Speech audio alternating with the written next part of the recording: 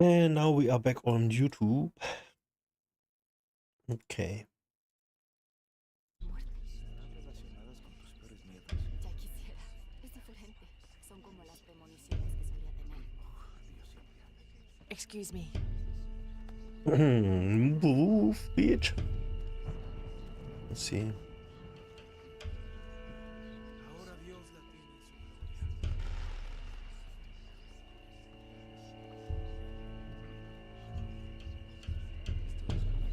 You make contact with the High Consul. Yes, sir. Even after the fiasco in Brazil, no one questions your leadership of the organization. You've come too far to stop now. Yes, sir. They're ready for anything.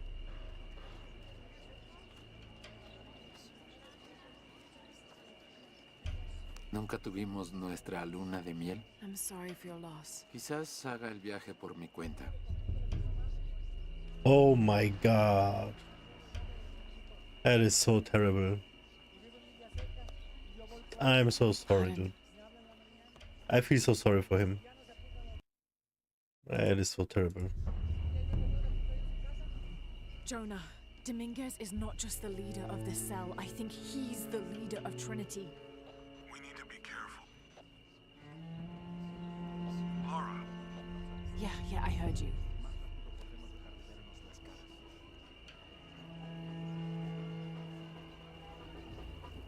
¿Sí? Disculpe, señorita. My fault.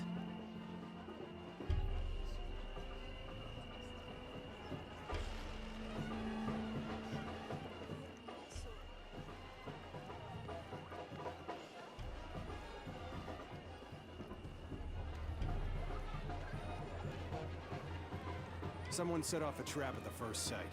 We think it was Croft. Wait, What's wrong? I want confirmation, Commander. No more guessing. I'll make sure we get visual confirmation. Jonah, they might have noticed me. I'll try the back alley. I'll find another way around.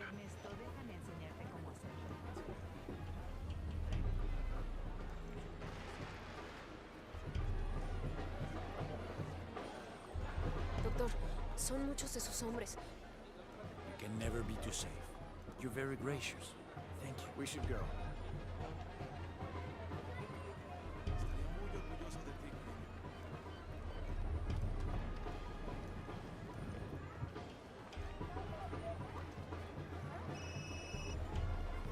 Yeah, this is Commander Rourke.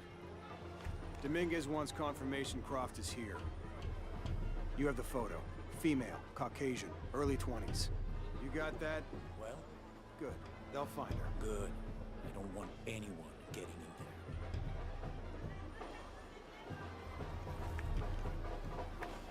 there. Did they just describe us? Early 20s? Oye, fuera de mi oficina. Sorry. Cierra la puerta al salir. Right. What the fuck?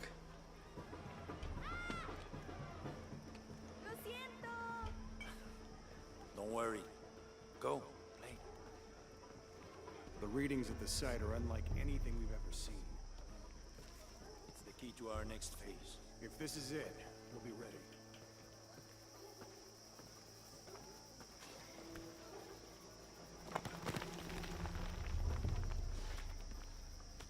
Jonah, they've entered the dig site. It's fenced off and there's a guard at the gate. I'll find another way in. I found a good spot. I'll watch the perimeter.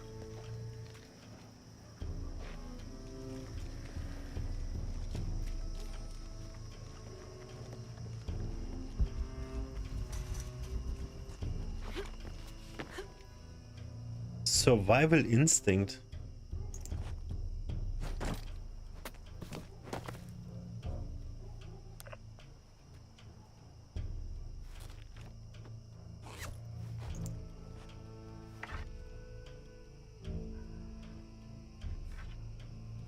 There's got to be more to these ruins.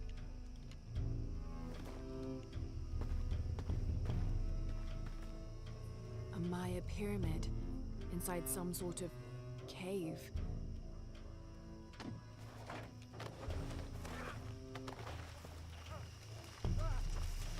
Take him into the ruins. Should be far enough out of earshot. No, no, please. Don't make this harder than it needs to be. It's your own fault.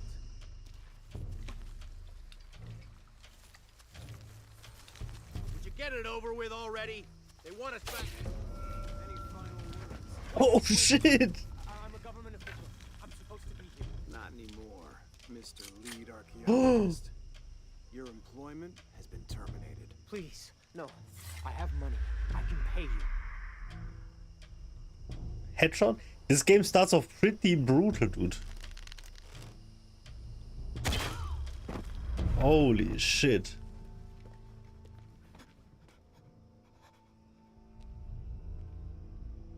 I won't hurt you. You work for Trinity. What did they find? Well, they've been searching for a temple entrance for many years. Today they found it. I have to go warn my sister. She's on her way here now. Temple entrance. Trinity monkaSSSSS. just tried to kill a local archaeologist. Oh god. I have to find what they're looking for. This is Commander Rourke. All teams, get ready for Operation Blackout.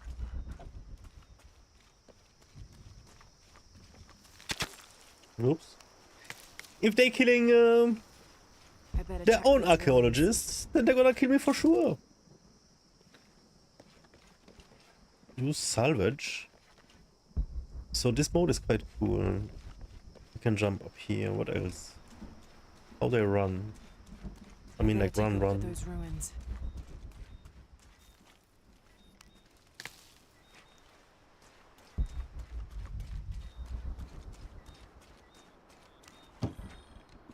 Okay, this is pretty cool.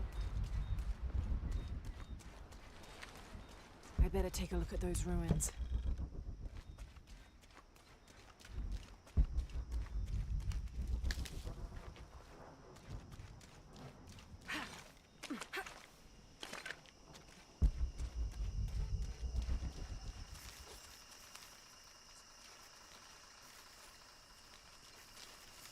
I better take a look at those ruins. Are they white? What is this?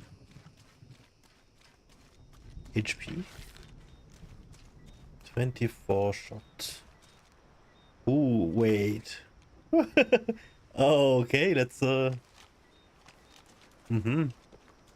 better check those ruins.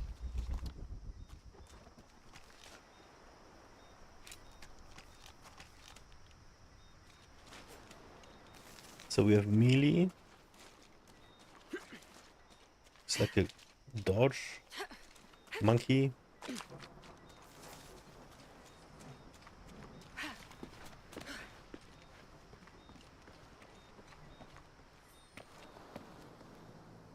I know this figure. Ishel, the goddess of the full moon. Oh, and this is Shakshel, the new moon. There's an inscription. Shakshel, the key lies beyond her gaze. The key. This is it. The entrance must be down there. Got to make my way down.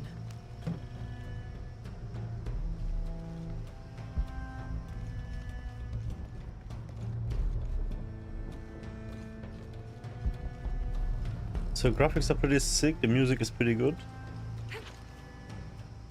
I like all of the movements so far. We have to see how the aiming is gonna be, because it always sucks on controller.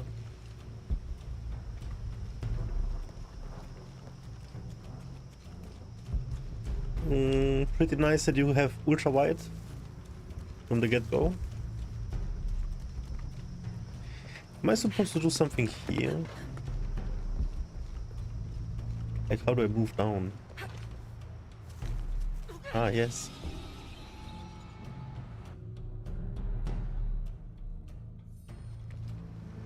Got to make my way Oh, down. no way. Holy shit. Okay, this should work. Oh, okay, cool. Wow, look at this dude.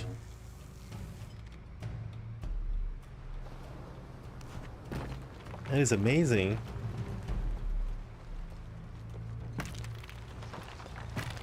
All right. Oh my god. This is Commander Rourke. I want the site secured ASAP. When Dr. Dominguez arrives, we all go in together. This is all mechanics. Nothing of this is automated. I have to like press everything. This is nuts. Is the whole game gonna be like this? Yo. Okay. Wonka. Cool, that's so cool.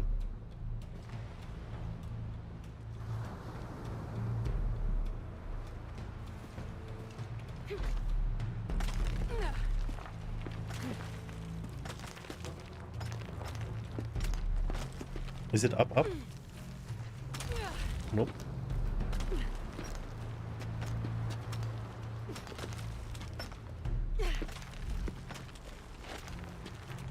Okay.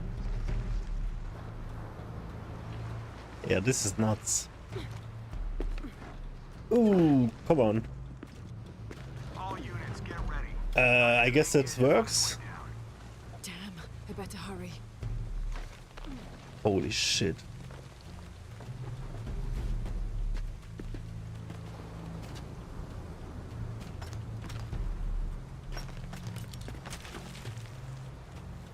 Is she crazy or what, dude? In her 20s. Only a child would be so crazy, like what the fuck?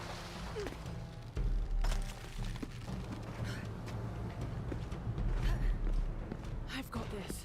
To the wall to gain enough momentum to jump. Bro! Holy shit! Yo! Okay, okay. Alright.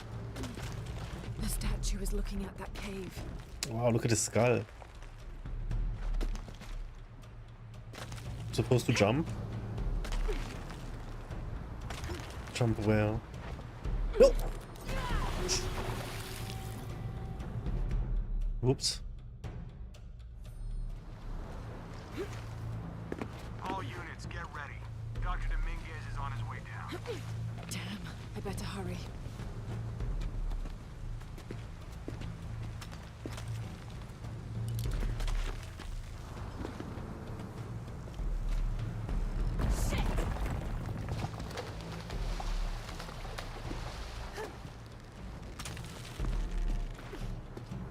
I've got this. Nuts. The statue is looking at that cave.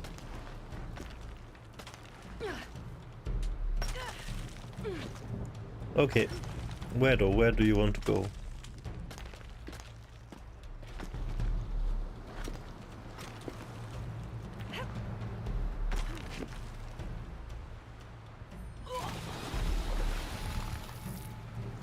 Rappel swing? All units, get ready. Dr. Dominguez is on his way down. Damn, I better hurry.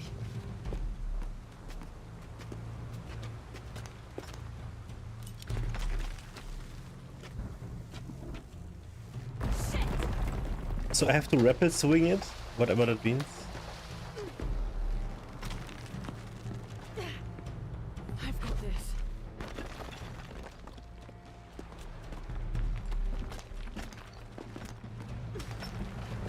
The statue is looking at that cave. Right.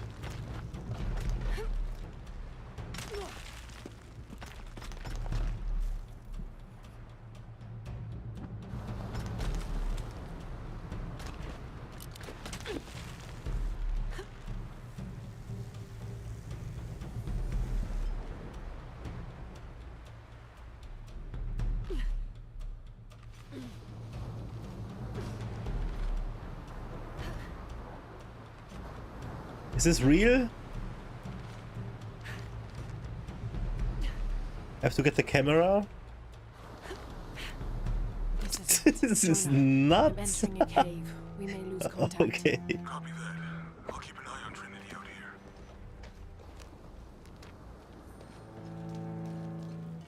Oh, it's crazy, dude. Had to get the angle right.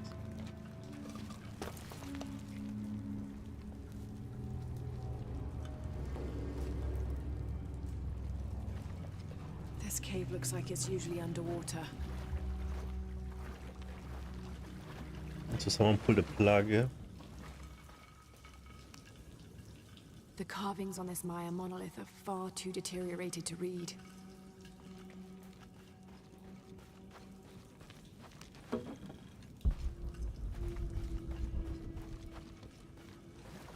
What else can I see like this?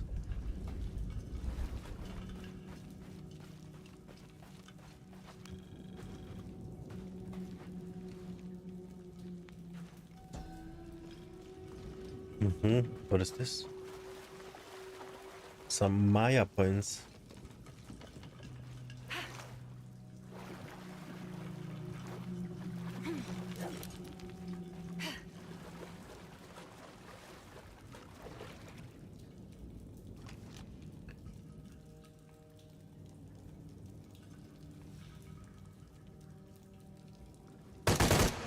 Whoops. To loosen rope arrows. Use LT to aim and RT to loosen rope arrows.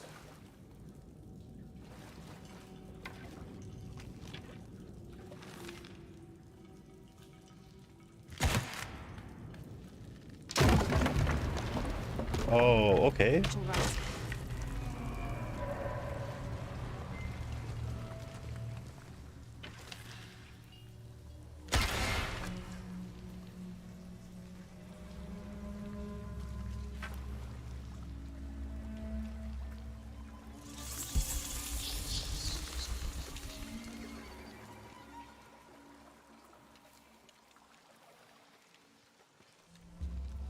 What is this place?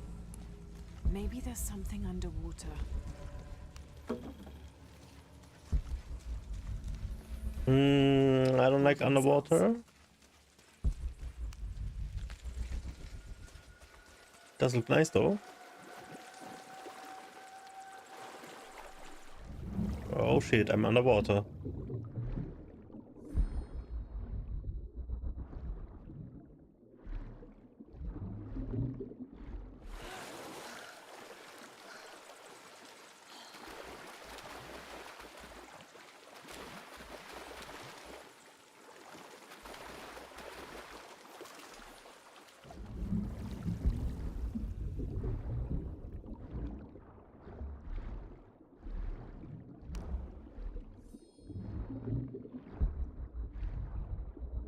Is my oxygen?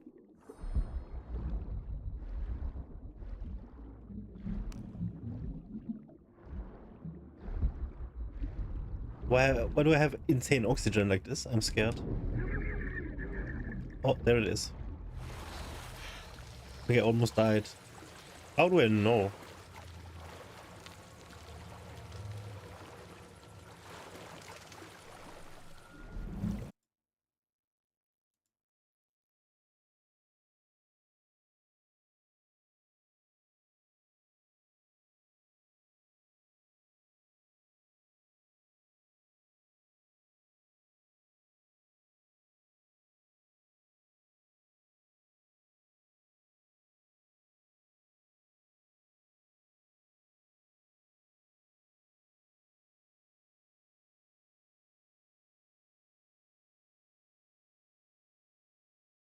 I should be back.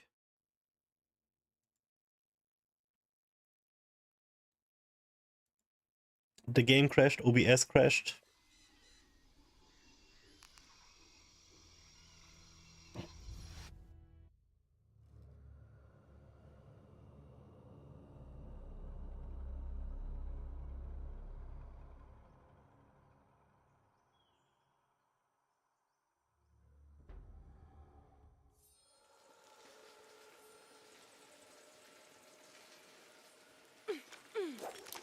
Maybe there's something underwater.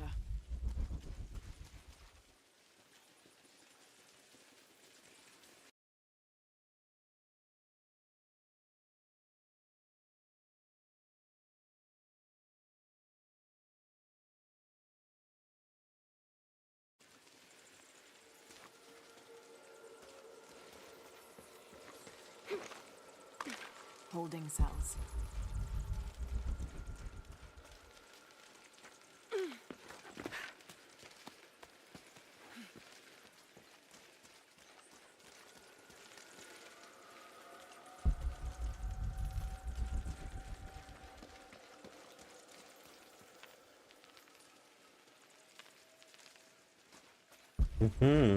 So we have to get some knife upgrade.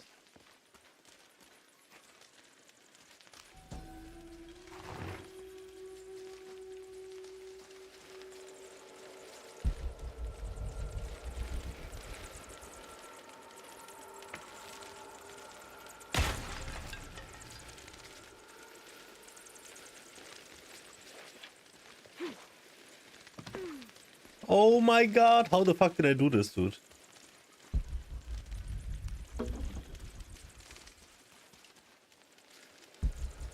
That was cool. So, I guess I wanna... Yep, nice.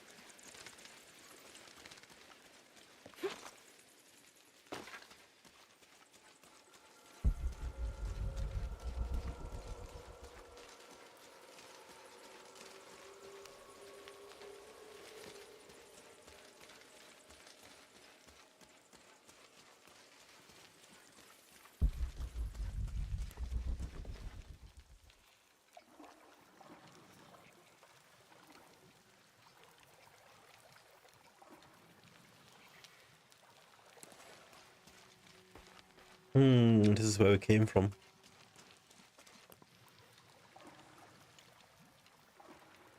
Is it?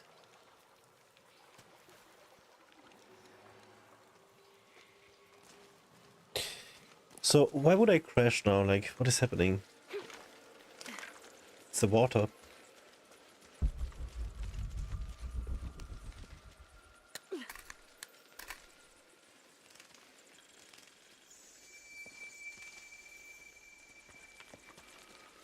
Upgrade skill at base camp.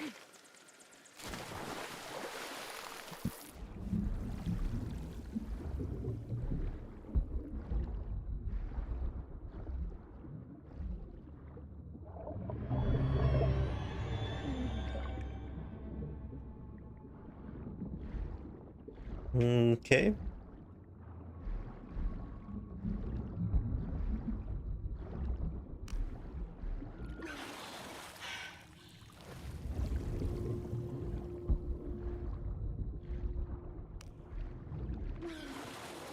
I see.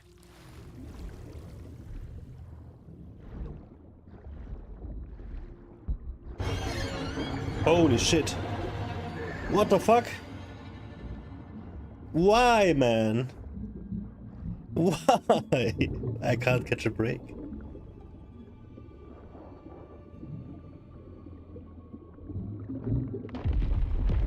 Oh god, okay.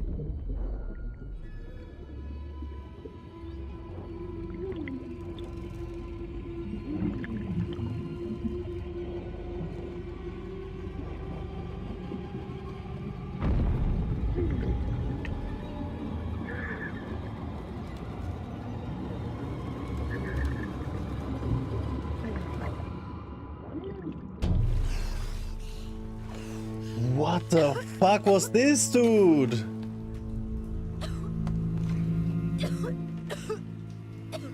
What is this game?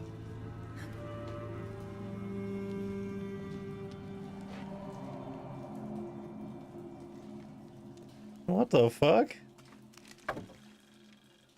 I have to find the temple Dominguez is looking for.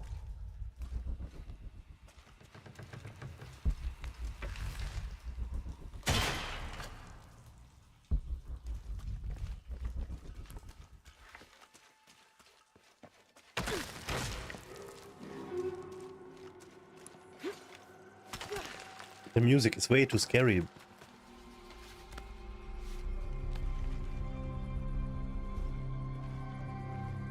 Jonah, I made it. I'm in an underground temple.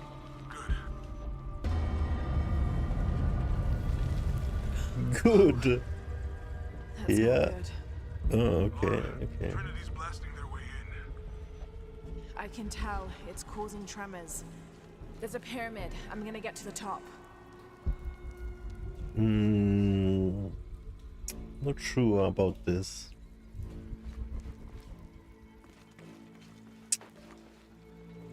I was gonna jump, but I'm not sure. Let's see.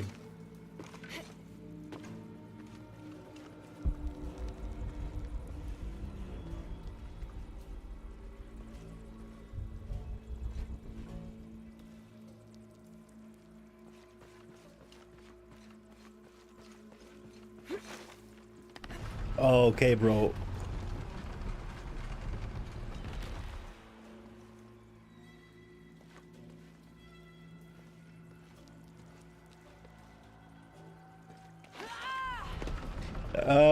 Okay.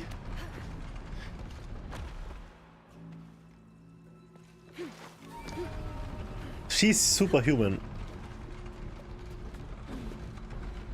All right. Shit. I think I was supposed to press A another time. One more time. Jonah, I made it. I'm in an underground temple. Monka? Whoa. That's not good. Lara, Trinity's blasting their way in. I can tell it's causing tremors. There's a pyramid. I'm gonna get to the top.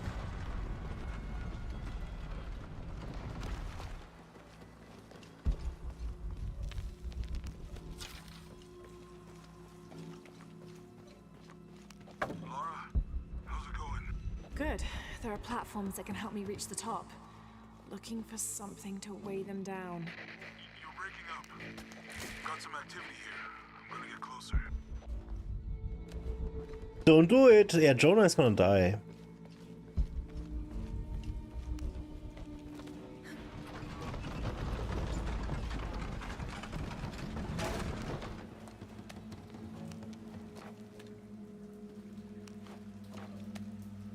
We already know he dead. He gone.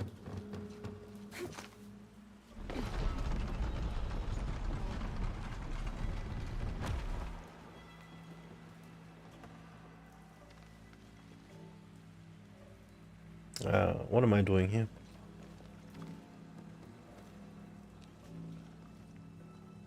Do I jump this?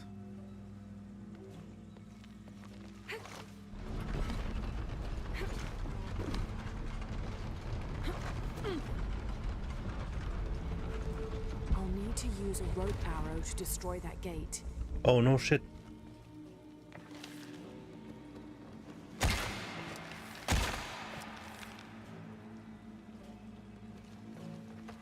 I'll need to use a rope arrow to destroy that gate.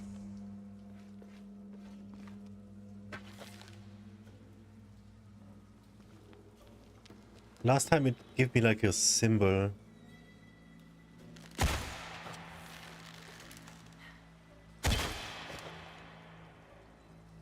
I'll need to use a rope arrow to destroy that gate.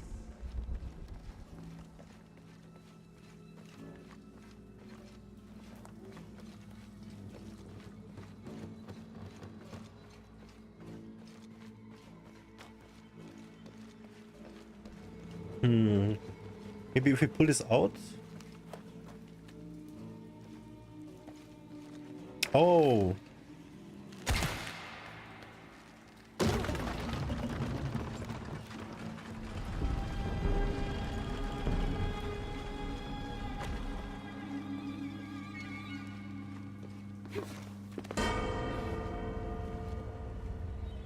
Ding dong.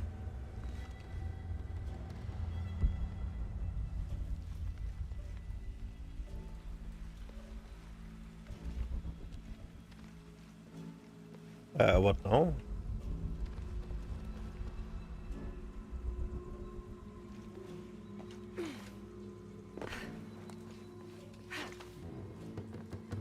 Wow, look at this glitch. What the fuck?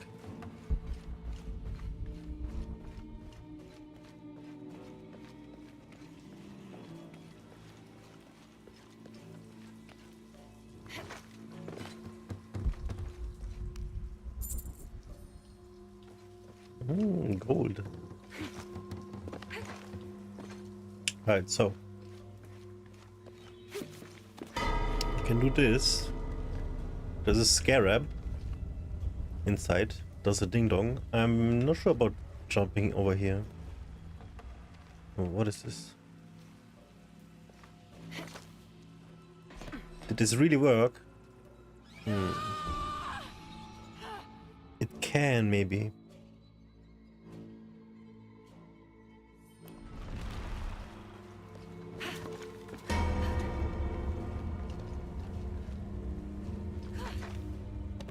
Jesus. Whoa. Okay.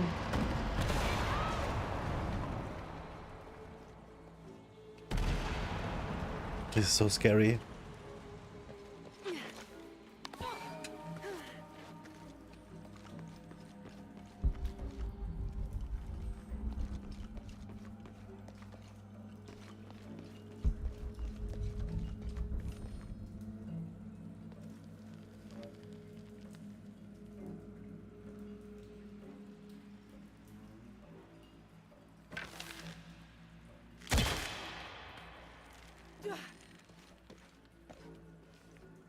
So what now?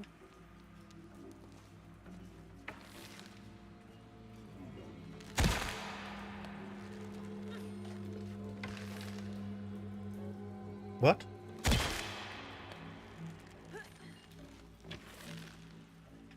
What is it doing?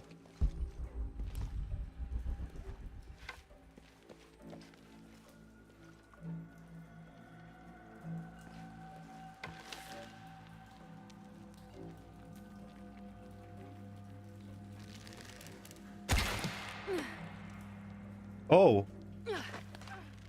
Okay.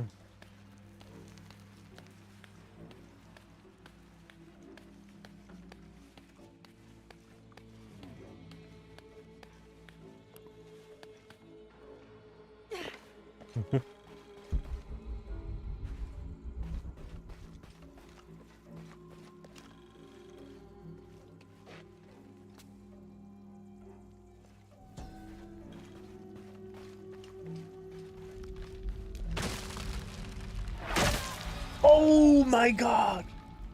Wow, we just died like this. This is sick. Oh my god, okay. So that was a trap here, look at this. Whoa, that's sick.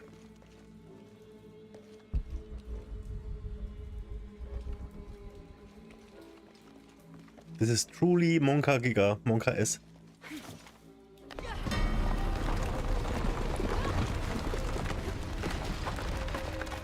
First, I'll have to get the cart on the turntable. Okay.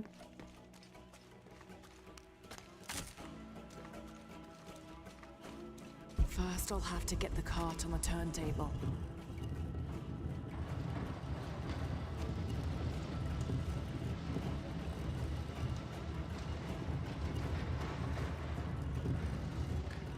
First,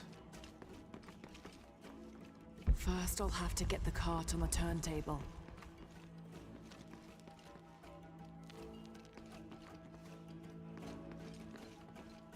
Okay, but where is the cart?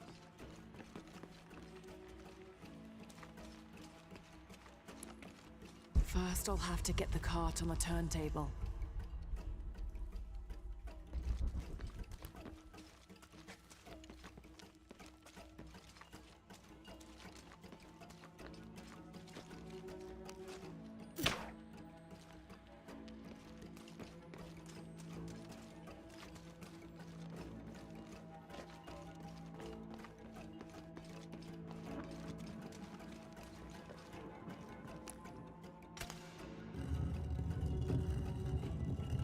No, nothing.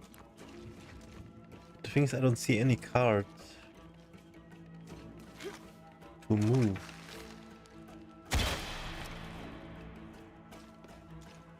We probably messed this one up now.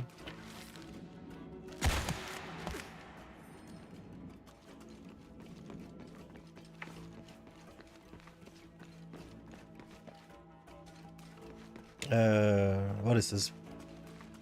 Are these dead people? What the fuck?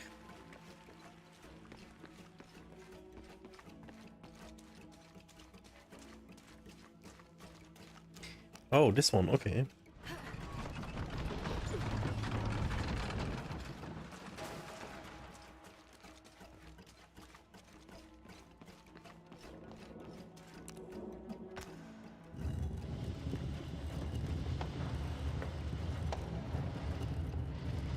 This is good.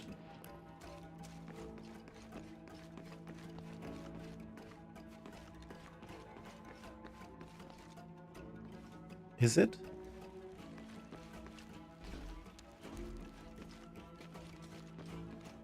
What am I doing here?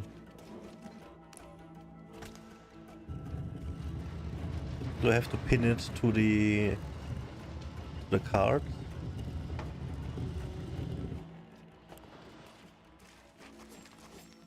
What the fuck?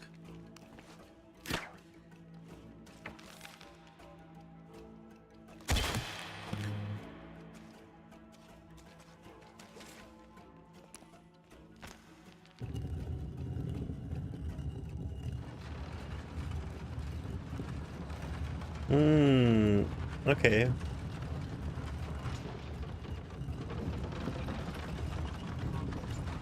Then we're using gravity to bust the thing down. As such.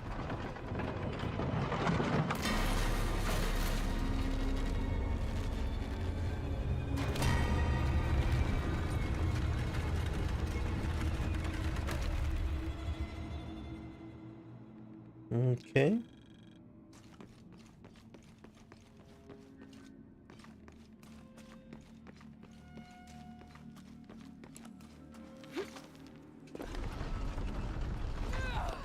Whoa, whoa, whoa, whoa, whoa.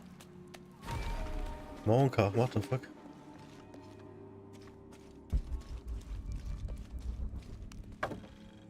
This is also Monka S, dude! My nerves. What do we have here?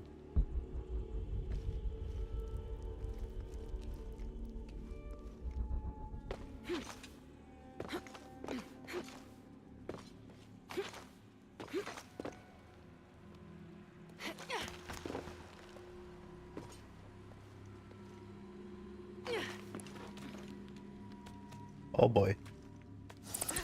Whoa, whoa, whoa, whoa, whoa, whoa, okay, okay. Oh my god. These, what are they called?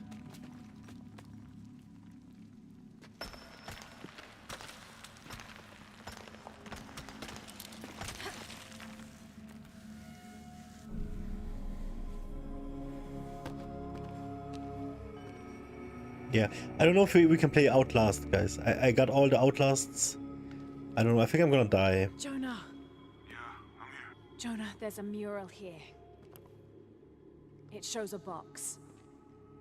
Inscription says, the silver box of Ishal. That must be what's in the hidden city.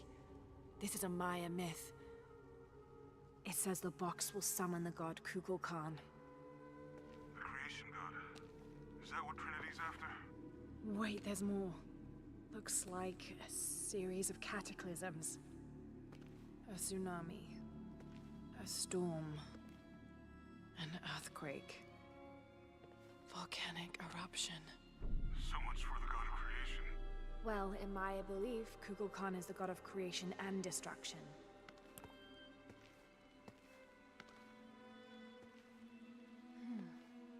This looks like the Hydra constellation, but the stars seem out of alignment.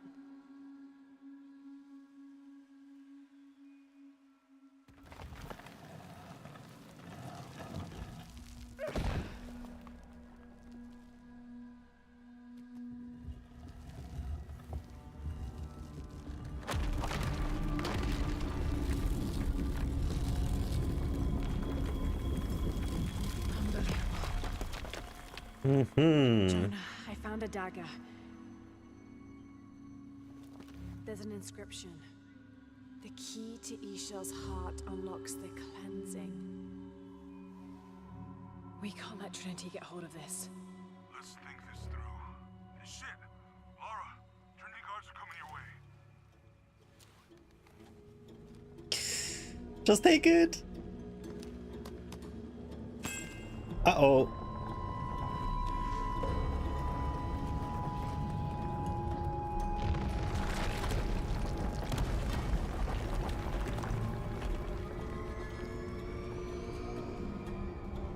What have I done? Shit. Jonah, get to higher ground. Oh no, you took it, didn't you? Yep. Hurry. What is this? Dr. Dominguez and more men. Apparently we found what we're looking for. Great. The siege begins. Yeah, that's what the reinforcements are for.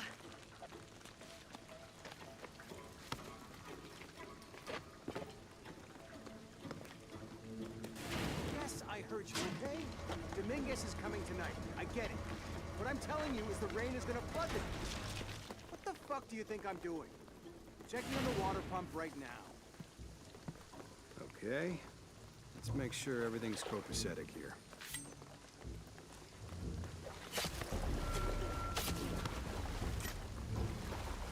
That is pretty brutal, dude.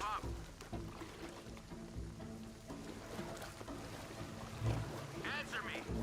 You finished with that pump yet? Come and help me get these lights ready. Operation Blackout has been initiated. None of the local workers leave the site alive. Ah, fuck. We planned for this. Make sure the perimeter is secure. I can move in stealth in here, I see. What do you think is in there? I don't know, but I hear the readings are off the charts. Let's just make sure the perimeter is secure when Commander Rourke gets here. We'll be ready. Inspectors are coming. Be ready.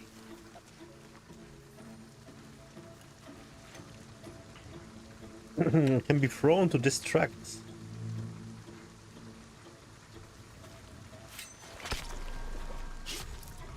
Holy shit! Fuck. Ah, don't worry, I'll fix it. This is taking way too long. If Dominguez has to wait for us when he gets here, it's not gonna be pretty. Status? What's happening at the Moving gate? to next grid. The archaeologists. Copy that. Already? Yep. Operation Blackout is running ahead of schedule. I hate this backward fucking country. What now? Taking a look.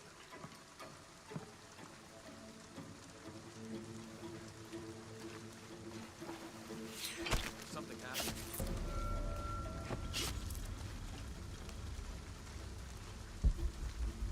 Nothing here. Oh shit!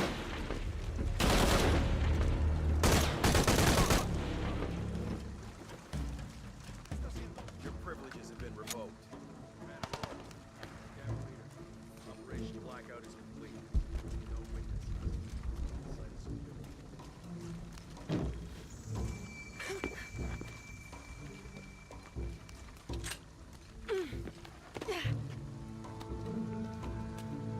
Have to be quick. All right, let's dispose of the bodies. You, monitor the police bay. Let us know when the gunshots get reported. Rourke and the reinforcements are on the way. She's 20 years old, Everything ready. killing grown men. Goddamn archaeologists. Glad to be rid of them. Yeah, they've been trying to warm out our intentions here for ages. Well, they found out tonight. Yeah, I can't take a bottle here Yeah. in the Assholes light. minded their own business. Base camp, this is Gamma Leader. Where's our backup? Don't give me that shit. The site is secure, but we still need some cover. I'm sure somebody heard something. Maybe. I'll go see. Second part of the plan. Tell the locals we shot a rabid jungle. Hostile spotted. Oh shit!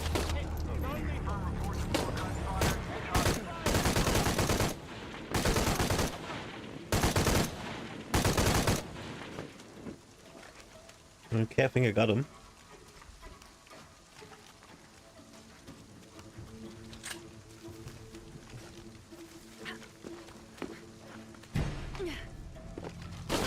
Whoa, whoa, whoa, whoa, whoa, whoa, what the fuck? Visual confirmed. It's Croft. Engage. Dominguez wants her alive. She's killing our people. Fuck. Copy that. Target sighted. Always hated helicopters. Engage.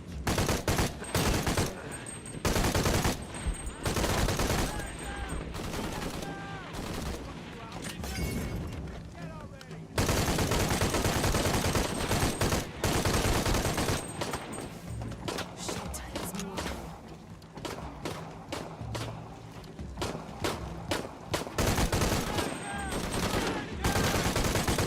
More coming.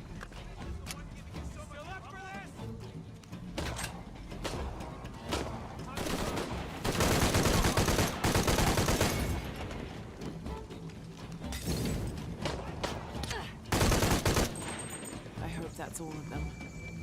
We got them all.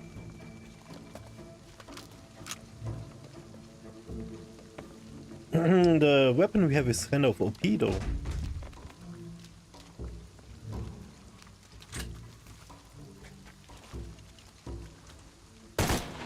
Cool.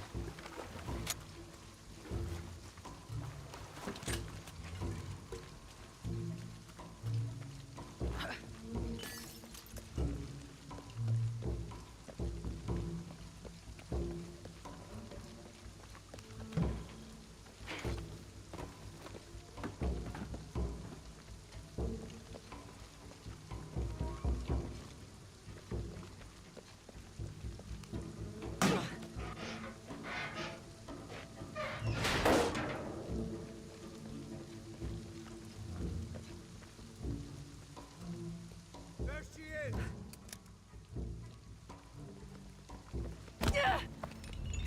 Ouch. Stop! Don't hurt her.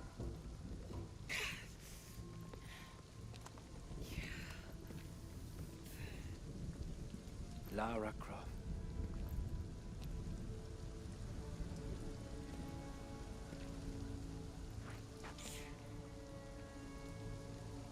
This isn't the way I hoped would be.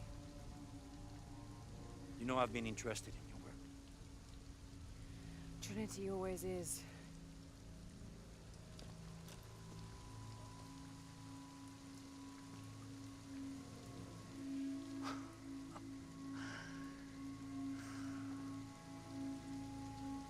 The key of Shasha. I've sacrificed my life for this. Where's the silver box of Isha? Give it to me. It's in a safe place.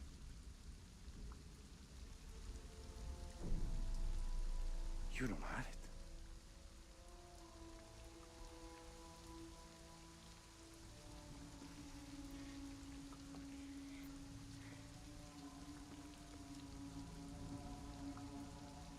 It never occurred to me that you would just take. With this key and the silver box, we can remake the world without weakness, cruelty. And certainly with none of this. Without the box. The apocalypse. The death of the sun. You're lying. Lara, you felt it when you took the key. I felt it. A tsunami is coming, and this is the first of many catastrophes you're doing. You would have done the same. Yeah. By taking the key, you set the apocalypse in motion. Is this real? You This would be so realized the cool. tragedy you have unleashed. Take a dagger, the whole world doomed.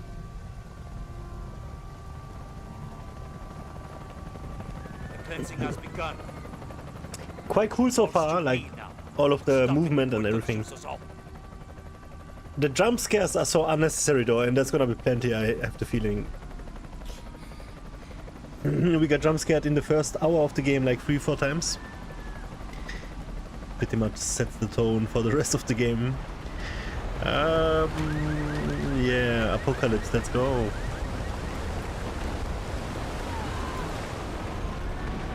Great, oh my fucking god.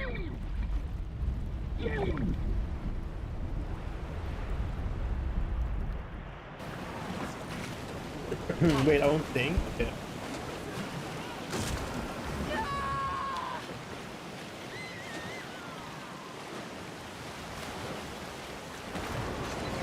So I'm somehow able to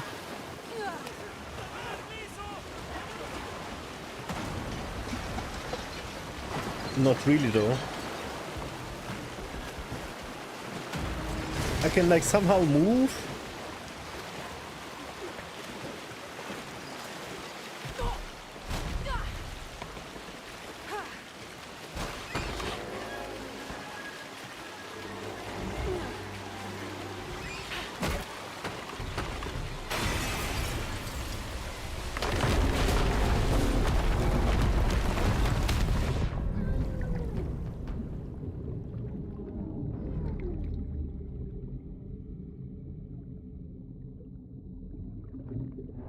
Yo, there's dead people.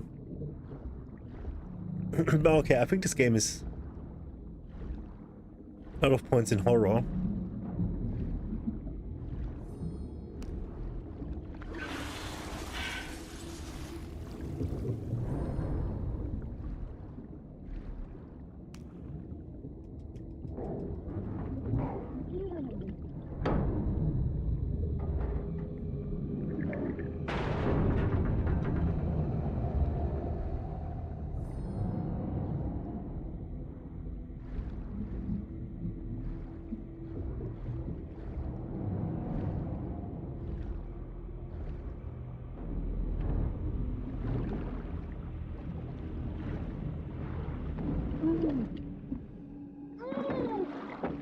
Yo, what the fuck, dude? Nobody can hold his breath so long and do all these kind of things, bro. Got to find high ground. What?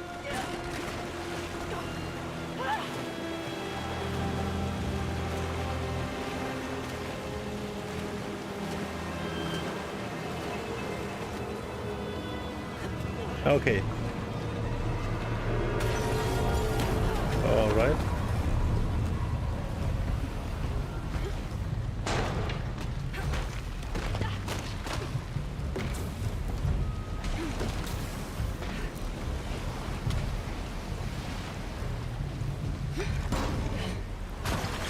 This is so cool. Yo.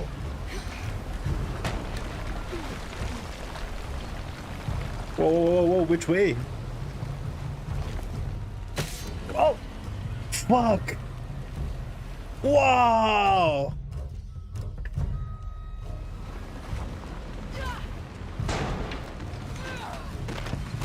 This game is so brutal, but what the fuck?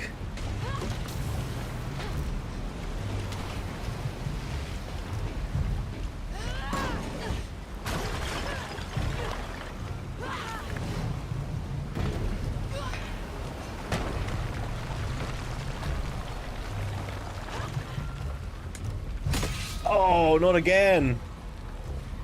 It is kind of brutal, man. What button did I have to press? I forget.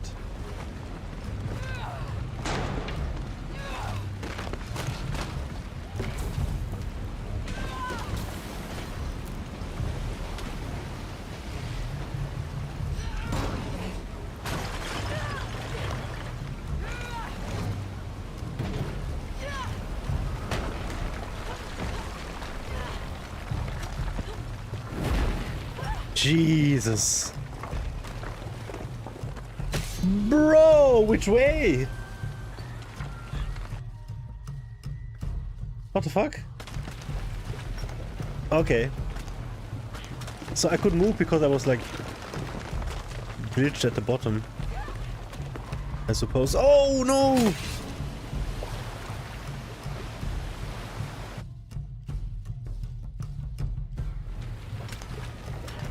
I was stuck at the bottom.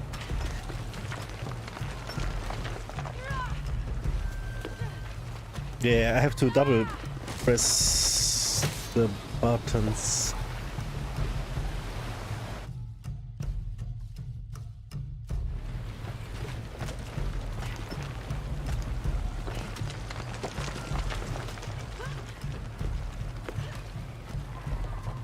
Yeah, and don't press anything. What am I supposed to do?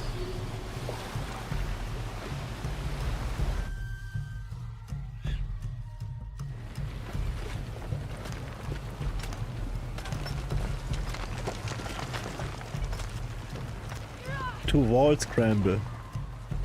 Oh, I see.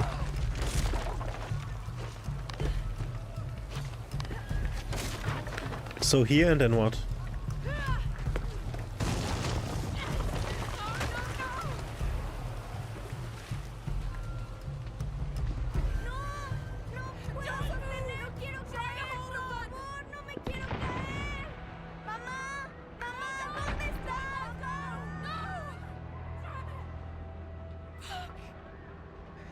Wow! Did they just die? I can't play this game, man. Did the children just die?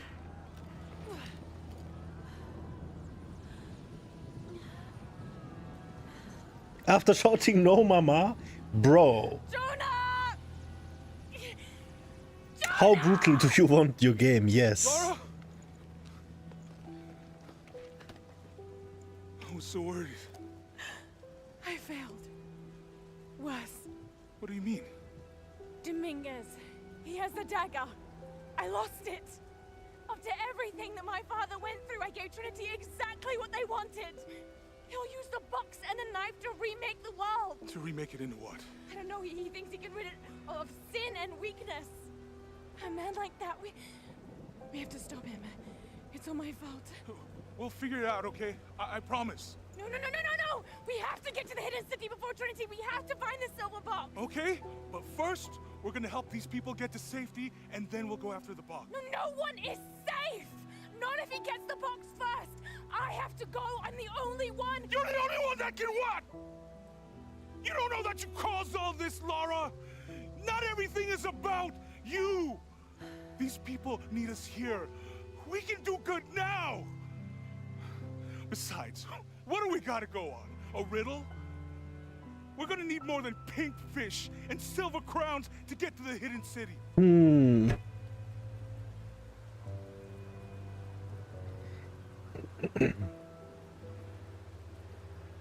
gonna help these people.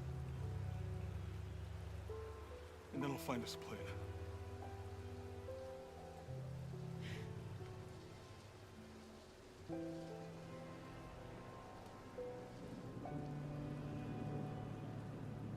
Emotions running high. If Lara was talking to me like this, I guess I would have to match her tone. Just so I understand her being able to hear me, you know? You have to match the energy.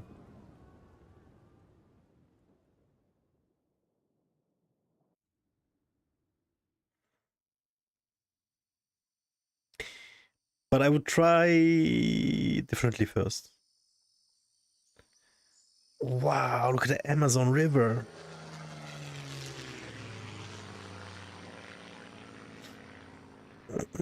I would first smack her and slap her ass, and then she would understand. I'm kidding. But I would slap her ass. I think we're looking for a volcanic mountain. JK. The crown of silver is probably a band of clouds.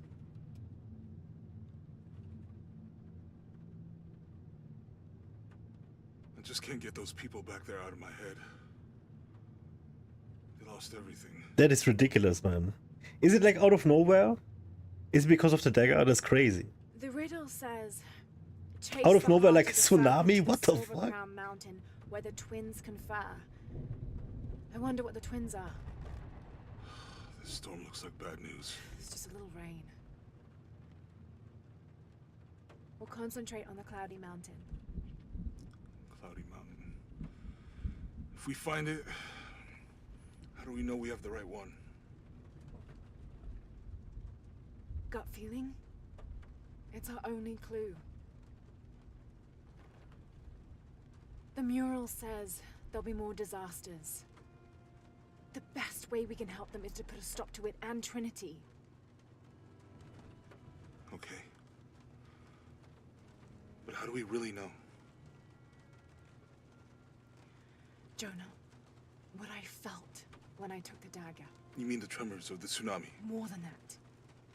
It felt like I woke something up. I know that it's not practical. I know that it's hard to believe, but you need to trust me.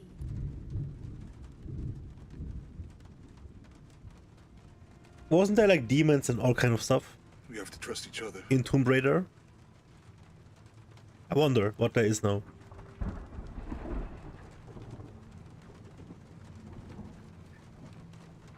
Hey, I might have something over here. Really? That's it. I don't like the storm. Another plane crash. Should we come back in the morning? We're so close. I guess a little turbulence wouldn't stop Trinity either.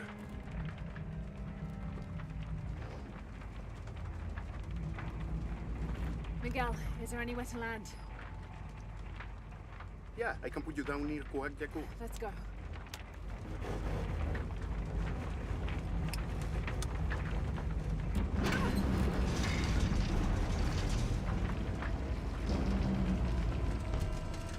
Contact! It might get bumpy. Of course, dude. I knew he's gonna die. I was gonna say it. Of course, man. Another plane crash. Imagine. Oh, Miguel. There she's got a flashback. Oh wait, this is now. So this is what happened? Yeah, okay, I see.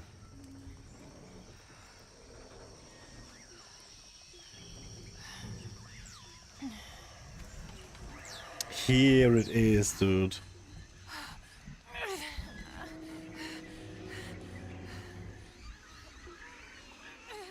So Jonah probably dead. Because I was like, wait, what? But now we know. Okay.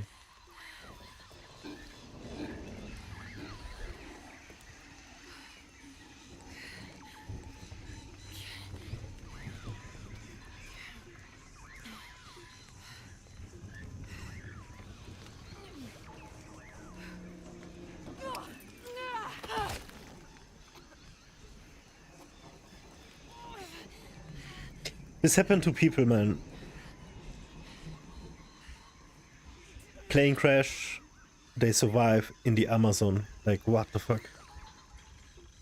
Okay, but this should be it for gaming for now. That was great. I'm so looking forward to keep playing this.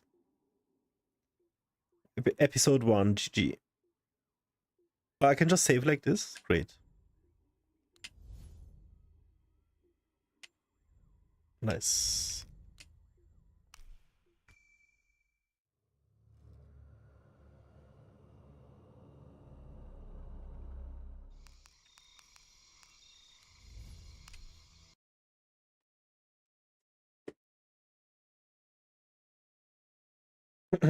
Pretty brutal game. Like children dying and what the fuck, man. Not only dying, but you see them beg, you know, and then they die. Like, what? And then the brutality and the... I don't know if this game is good for me. Not kidding, man. This is... Ja.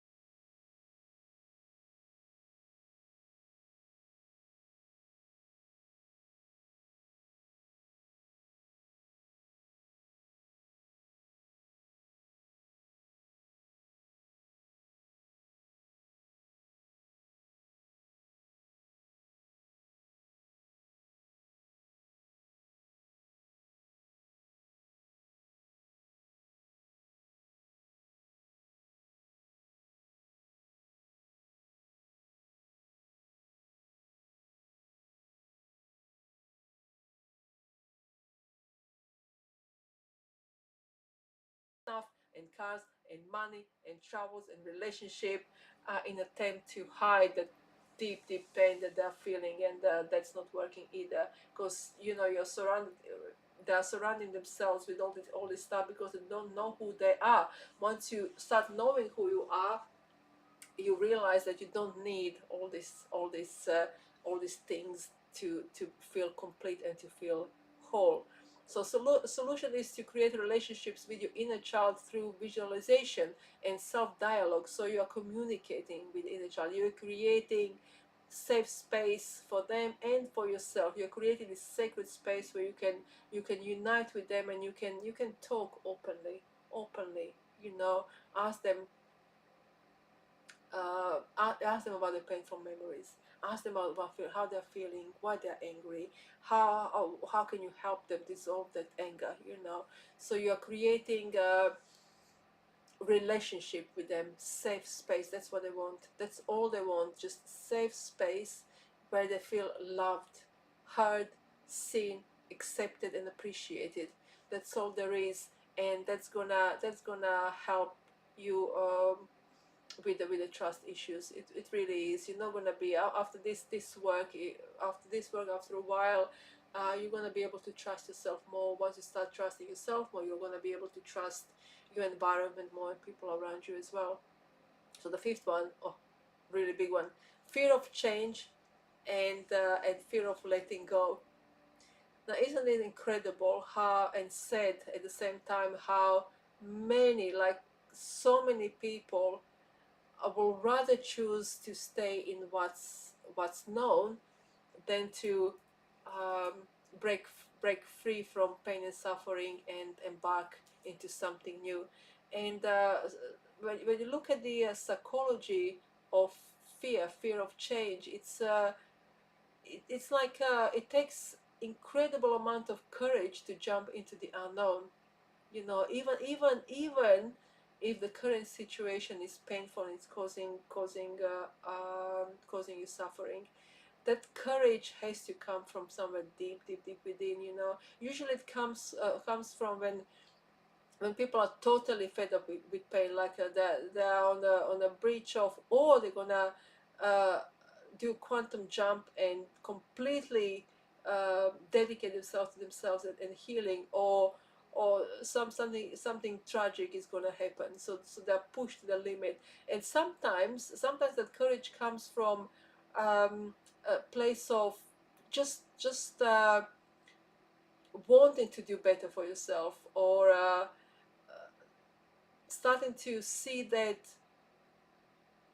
that's not the way to live. That's not why you are here. You're not here to suffer or to be in pain. And that can trigger this awakening process. But whatever it is, I would strongly suggest to find the courage to let go of those past wounds and find a way to step into the unknown, because I promise you that unknown is so much better than you can ever imagine. That unknown that you are scared to jump into, so much better than painful situation that many are stuck in, a situation of pain and suffering, belittling, people pleasing. It doesn't feel good. So that's what I have for you. I'm just going to repeat them really quickly. So first one was fear of facing painful memories. Deep-seated limiting belief is number 2. Emotional triggers and resistance, 3. Difficulty trusting and surrendering, really big one. Fear of change and letting go, huge one. So embrace the transformation and see it as a sacred rebirth. So you're rebirthing yourself. As this brand new creature, phoenix, that's full of light, full of love, full of vitality. This phoenix that is showing up for themselves and saying to themselves, my time is now. I'm not delaying my joy. I'm not delaying my happiness anymore. So that's what I have for you. Thank you very much. Namaste.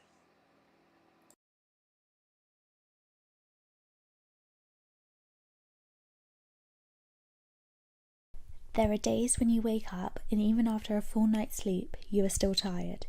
Even thinking is draining. Waking up is usually the part of the day people find so easy, so why can it be so hard?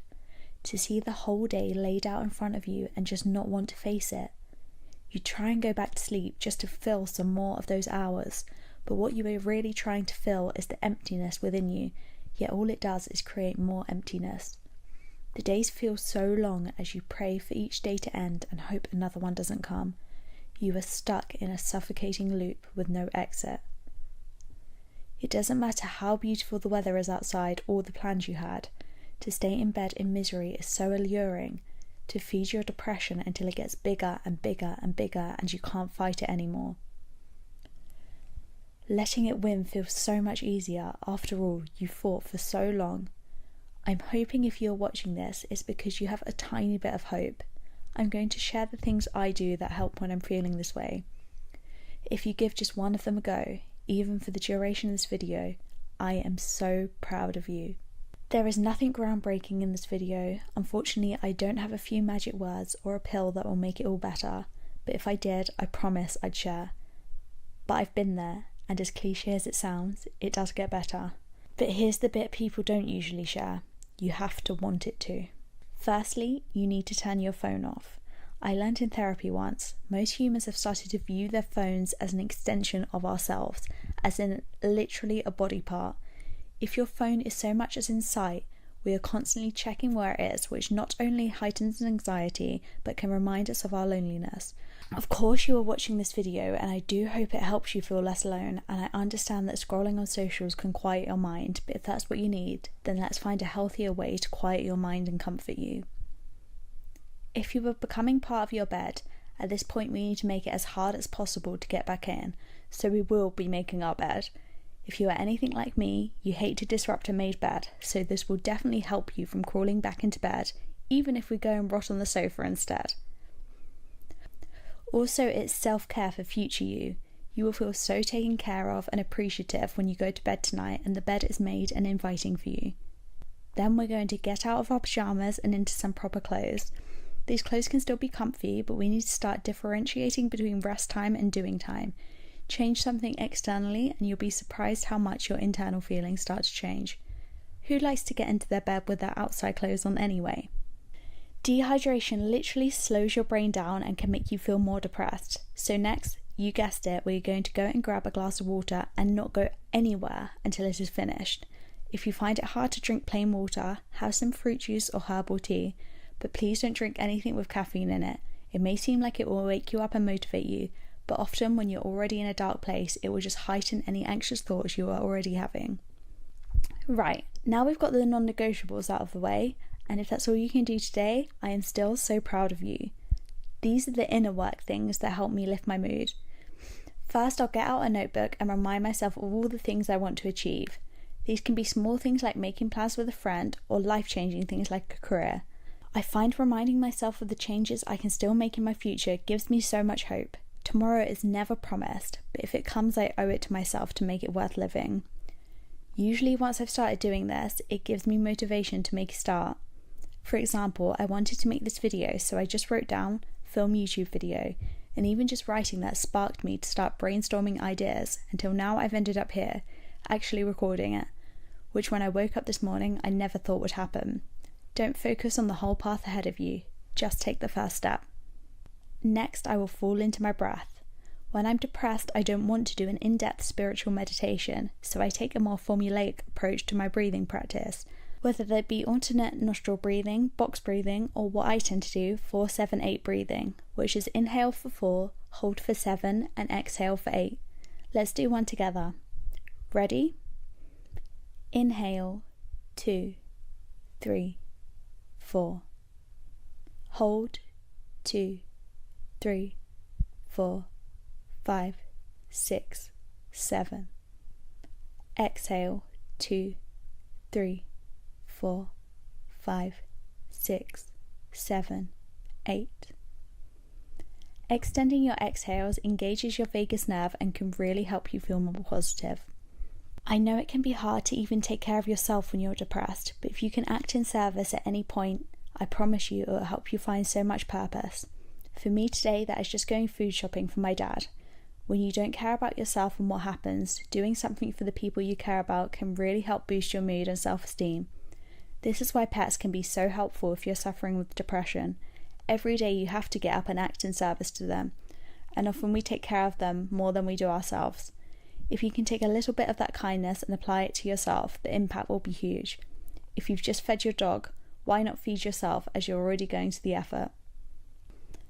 The books you read during this time will be so important. Every time you find yourself reaching out for your phone, find a book in your hand instead. Self-improvement books can be great, but can also be really overwhelming when you can hardly get out of bed. If you are looking for comfort, maybe read a fantasy novel to get out of your head for an hour. If you don't like traditional mindfulness practices, word searches and colouring can be an amazing way to practice mindfulness. You'd be surprised how hard it is to worry when you are searching for that backwards diagonal word. Not to mention you can get a whole book of them that will keep you occupied for days for like £1. Getting outside for at least 5 minutes is something I cannot recommend enough. You don't need to go anywhere. Step into your garden or onto your balcony. If you can, walk around the block. I go on and on about nature and sunlight and how life-changing these things can be, so I won't bore you anymore.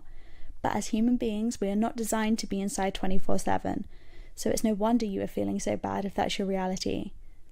Whack open your windows, let the sunlight stream in, and let the world outside of screens open itself up to you.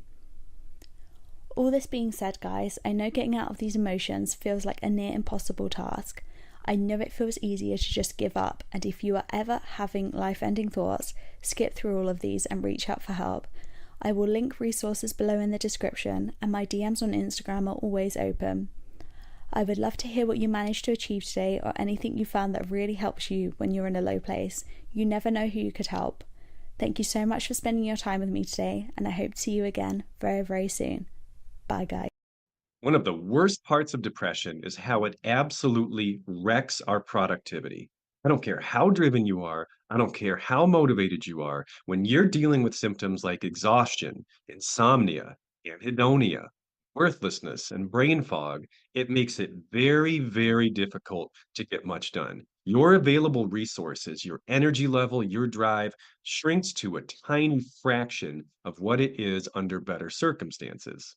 Unfortunately, this decrease in productivity creates a vicious cycle where, because we aren't doing as much as we typically are able to, the feelings of worthlessness, the negative thoughts and beliefs that drive the depressive episode get stronger the longer the episode goes on, because we feel like we don't have as much tangible physiological evidence to challenge the thoughts that come with the depression.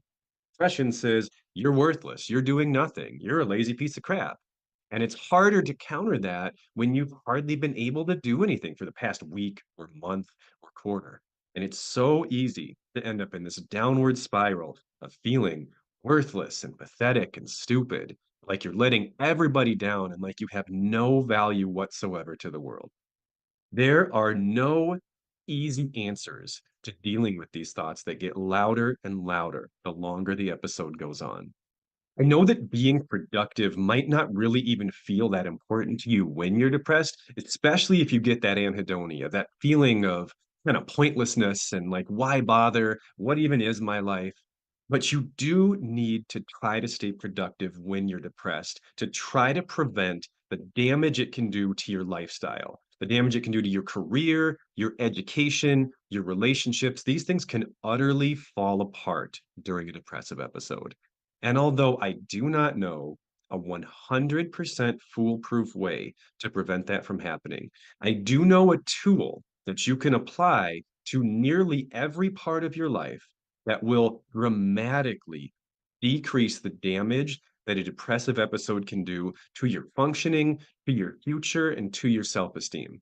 And that tool is leverage. Now, that might seem like a strange word to use in the context of mental health, but let me explain what I mean to you by that. Leverage basically means you get more out of the same amount of effort. And so the more leverage you have, the more you get out of every action that you take. It's usually a term that we talk about in business or physics or things like that. But leverage is a really, really important thing for you to understand when you struggle with your mental health because your resources deplete when your mental health gets worse. And so if you have a way to get more output out of less work, then you can stay somewhat productive and therefore raise the floor of how bad your feelings and your life in general can get during a depressive episode. Let me give you a quick metaphor to explain what I mean, and then we'll talk specifics. Let's say, for example, you're in the middle of a depressive episode and you need to mow your lawn today. Whether or not that actually gets done is probably going to depend a lot on the tool you have to mow your lawn with. If you have to mow your lawn with a pair of scissors, I know that's ridiculous, but let's just pretend there's almost a 0% chance you're gonna do it, right? Because the amount of time and energy that would take is just ridiculous. It depending on the size of your yard, that might literally take you all day long. So you're not gonna have the energy to do that during a depressive episode. You're also probably not gonna have the energy to do that not during a depressive episode in that ridiculous scenario. So it's not gonna get done, right? If you have one of those real mowers, like the push mower, that still takes a lot of energy. That's still gonna be a pretty tall order for someone who's depressed.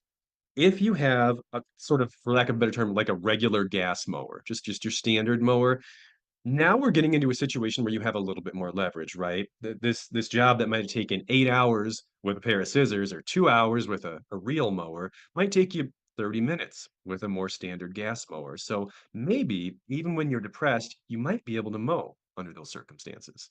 Let's say that you have one of the powered gas mowers where there's a button you can push that actually pushes the wheels for you. And so you're basically just steering. You don't even have to really apply much force getting even easier, right? Less and less energy required on your part to get the same output, which is the lawn is mowed.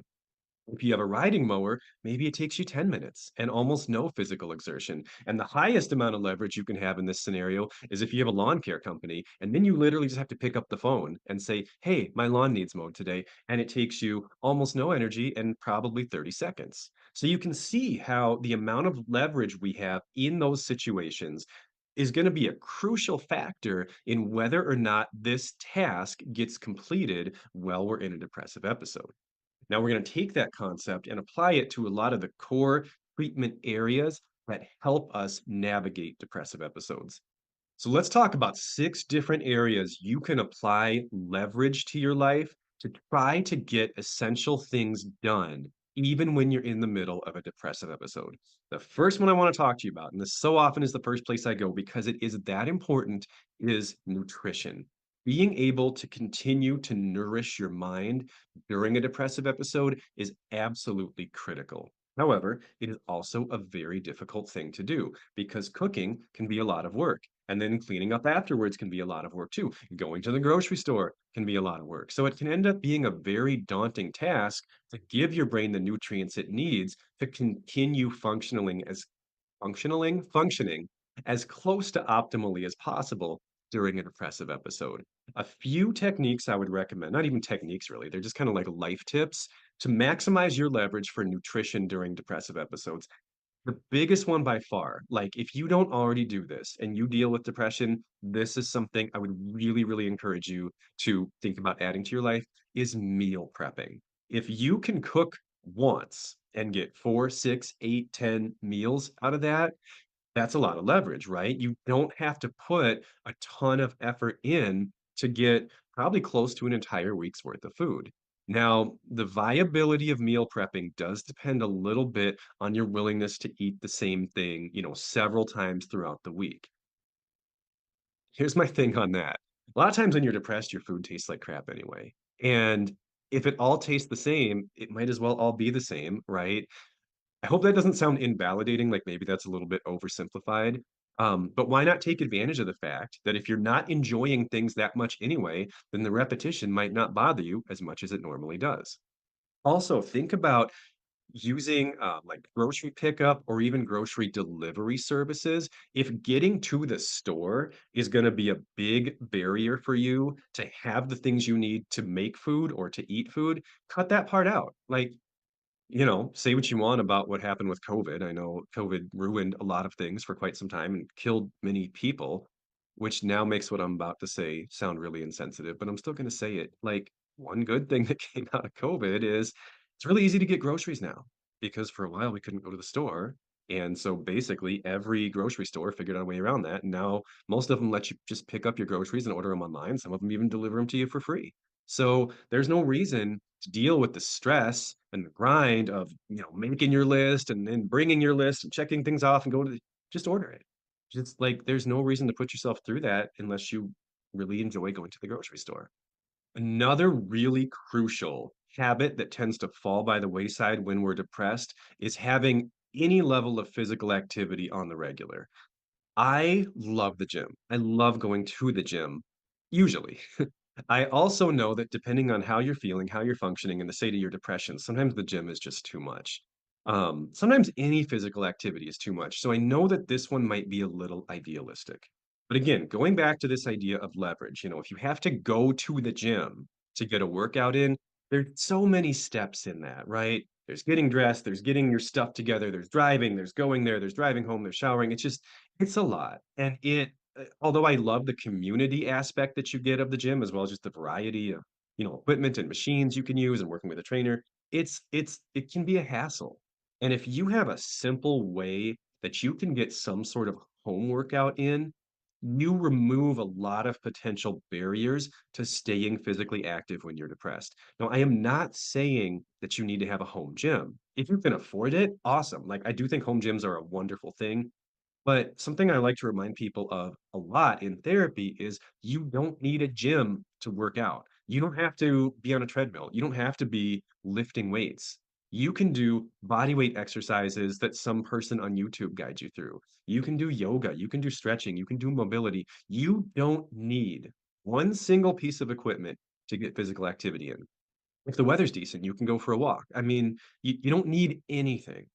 So if you can find, you know, one or two go-tos that you can do kind of quick and easy, I don't need to go anywhere. I don't need to have any equipment. I can just like do this on a whim. You know, it's something I can do in 10 minutes, basically no matter how I'm feeling and get some level of physical activity in. Remember that your brain needs four things. It needs caloric energy, which we just covered. It needs rest, which you'll hopefully get through sleep. And then it needs blood and oxygen. The availability of both blood and oxygen improves when our physical activity improves. So if you can get regular physical activity and do the most friction-free, simplest, easiest way possible, but if you can maintain some level of physical activity during a depressive episode, it will make a massive difference. I guarantee you in the frequency, intensity, and the duration of the episode. So think of high leverage ways to get physical activity in without having to put yourself through, you know, a major strain of having to, you know, go to this class or coordinate with people or drive however long. Just do something quick and easy at home. That's all you need to do. So another thing I think is really important to do during a depressive episode is to still have some level of engagement in things that you enjoy. That can be tricky too, because we got the anhedonia working against us. We also have the executive dysfunction, so difficulties with focus, concentration, memory, organization. Our brains just feel kind of messy when we're depressed, right? One thing that I really enjoy doing, and I enjoy it on several levels, is reading. I just like to read in general. I also really like learning. These days, I mostly like to read nonfiction because I like to level up my skill sets in various areas. However, I certainly understand that reading when you're depressed can be a very daunting task. If you can even focus long enough to read 15, 20 pages or however long the chapters are, some of the books, you know, clearly aren't written for people who have executive dysfunction. Assuming you can even focus long enough to get through some of these chapters during a depressive episode, remembering, and if you're reading nonfiction like I typically do, integrating the information you just read into your lifestyle, tough thing to do. I can read 10 pages when I'm depressed and be like, I remember the words and the, and there were periods. And that's pretty much all that I retain. So something that I really enjoy using that gives me a lot of leverage for hobbies and learning during depressive episodes is the sponsor of today's video, Shortform. So Shortform is a company that makes what they call enhanced book summaries. It's kind of like Imagine having a really, really smart friend who read the book with you and took super detailed notes so you didn't have to. It really makes it a lot easier to understand and recall the information you read from some of the best, most helpful nonfiction books out there. So there's tons of mental health content on here. There's books about depression, there's books about anxiety, there's books about nutrition, there's books about sleep. I mean, a lot of the stuff we talk about on this channel you could really learn in a fairly quick period of time through these enhanced book summaries. I did reach out to Shortform about this video, and they were kind enough to provide me with a 20% off discount for all of my subscribers. So if you're interested in checking out Shortform as a way to maintain some leverage for learning and hobbies during depressive episodes, check out the link in the comments below. The fourth thing that I would encourage you to do to maintain leverage during depressive episodes is to remove and prioritize items from your to-do list. Most of us, when we have an episodic mood disorder, like major depressive disorder or bipolar disorder, build our lives around non-symptomatic days. And so, your work schedule, your commitments to other things, your cleaning schedule, your social plans are all based on you feeling all right. When you hit these depressive episodes, when you hit these lows in your life, you don't have as many resources as you typically do. And so your ability to follow through on commitments is also going to be lower. You probably won't be able to do as much as you can under ideal circumstances. If you still try to do every single thing on your to-do list unfailingly, most likely you're just going to feel like a worthless failure because you're going to have a hard time doing it all. So one of the most important things I encourage people to do during depressive episodes is to really look at like what are the most essential items on this list. If you think of it like a budget, like a financial budget, a depressive episode is kind of like having a month where your income drops dramatically. You're still going to be able to pay some of your bills, but you're not going to have nearly as much money as you normally do. And so you're going to have to make some cuts. If you try to buy everything you normally buy, you're going to run out of money and you might be unable to afford something really essential at the end of the month, like your rent. So when you have fewer resources, I think is the correct grammar, available, you really need to prioritize and make sure the things that are most valuable are at the forefront so that if they're the only things that get taken care of, you're still going to be at least kind of okay at the end of the day.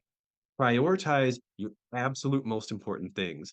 Maybe if you normally have 10 things on your to-do list when you're not depressed, maybe limit yourself to like 3 when you are.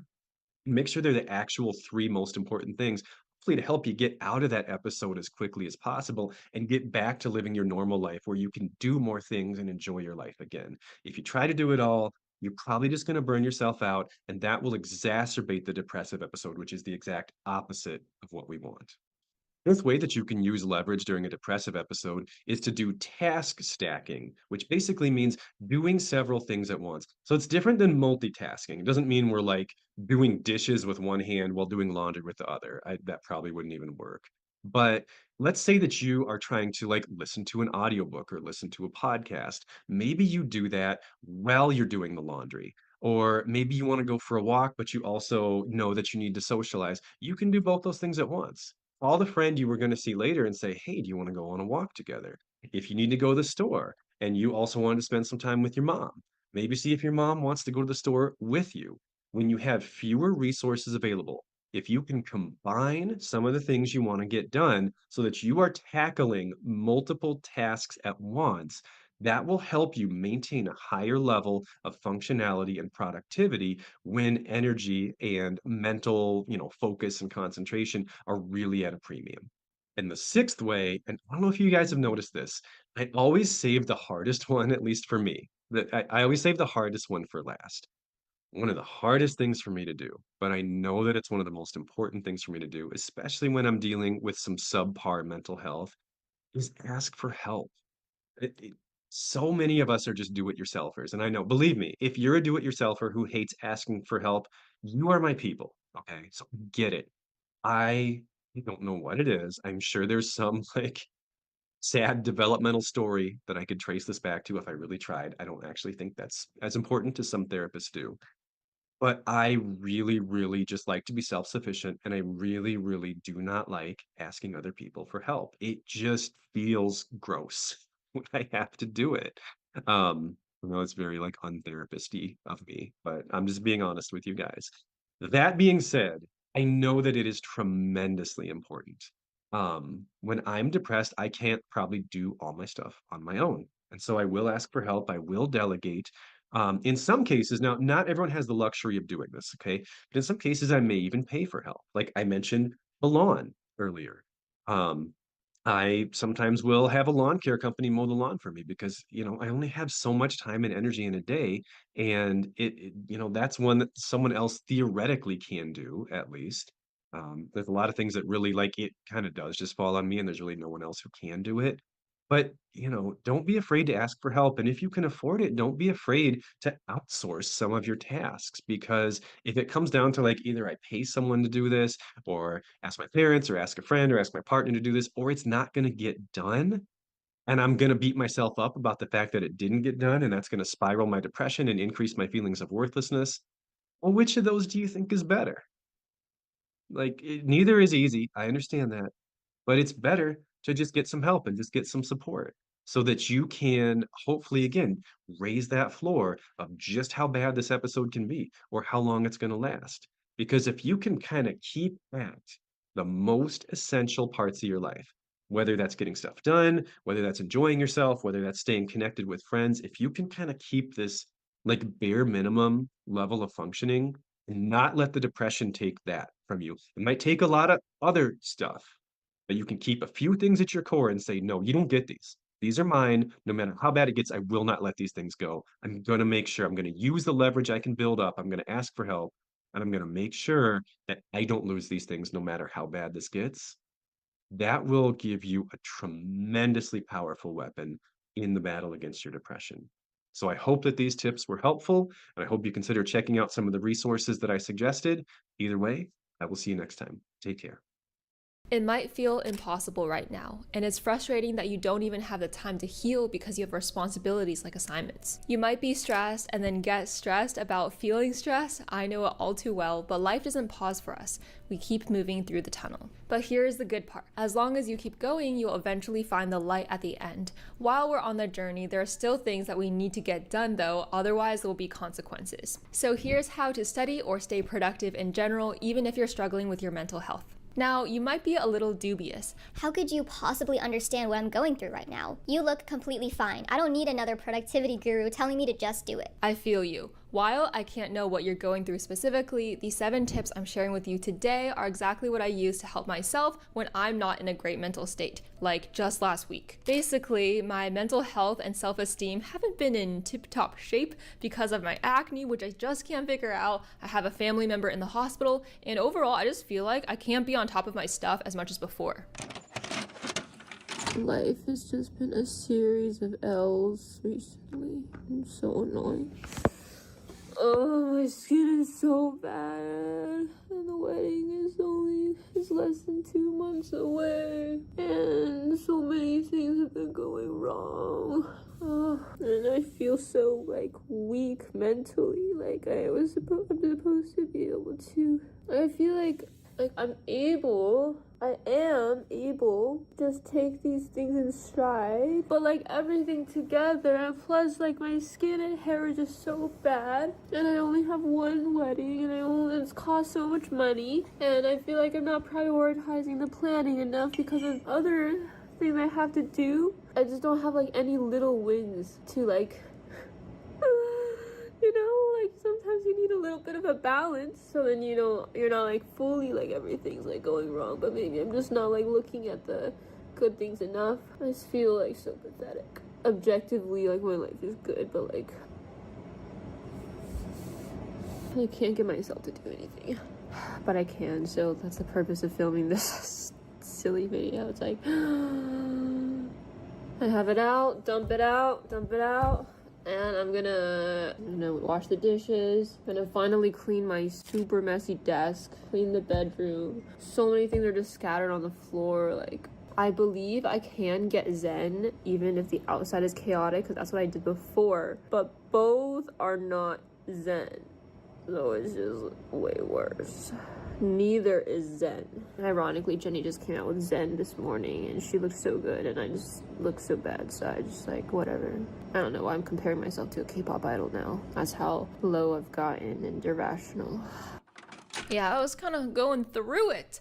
This really isn't for you to feel bad for me because you have your own life to worry about, but I just included it to demonstrate how what you see online is not the full picture, so don't let it make you feel worse about yourself. We can use it as an example though, because that day I still had a ton of stuff to get through, and honestly, looking back, I'm pretty proud of myself for digging myself out, so let's go over the 7 practical tips that I used and that I used to help me in general. Let's go. In that moment, I felt like the day was ruined. Another day just wasted sitting there watching YouTube videos and low energy and feeling bad about myself. I kind of visualized myself like going through the day just slumping there. But then I realized if I can imagine the negative outcome and feel like I can make that happen, then I can also imagine the positive alternative. So as difficult as it was, I tried to move my brain first before I moved my body and to envision the positive things that I could do until I felt like I was really in control to make it happen. And so the first tip is a mindset one.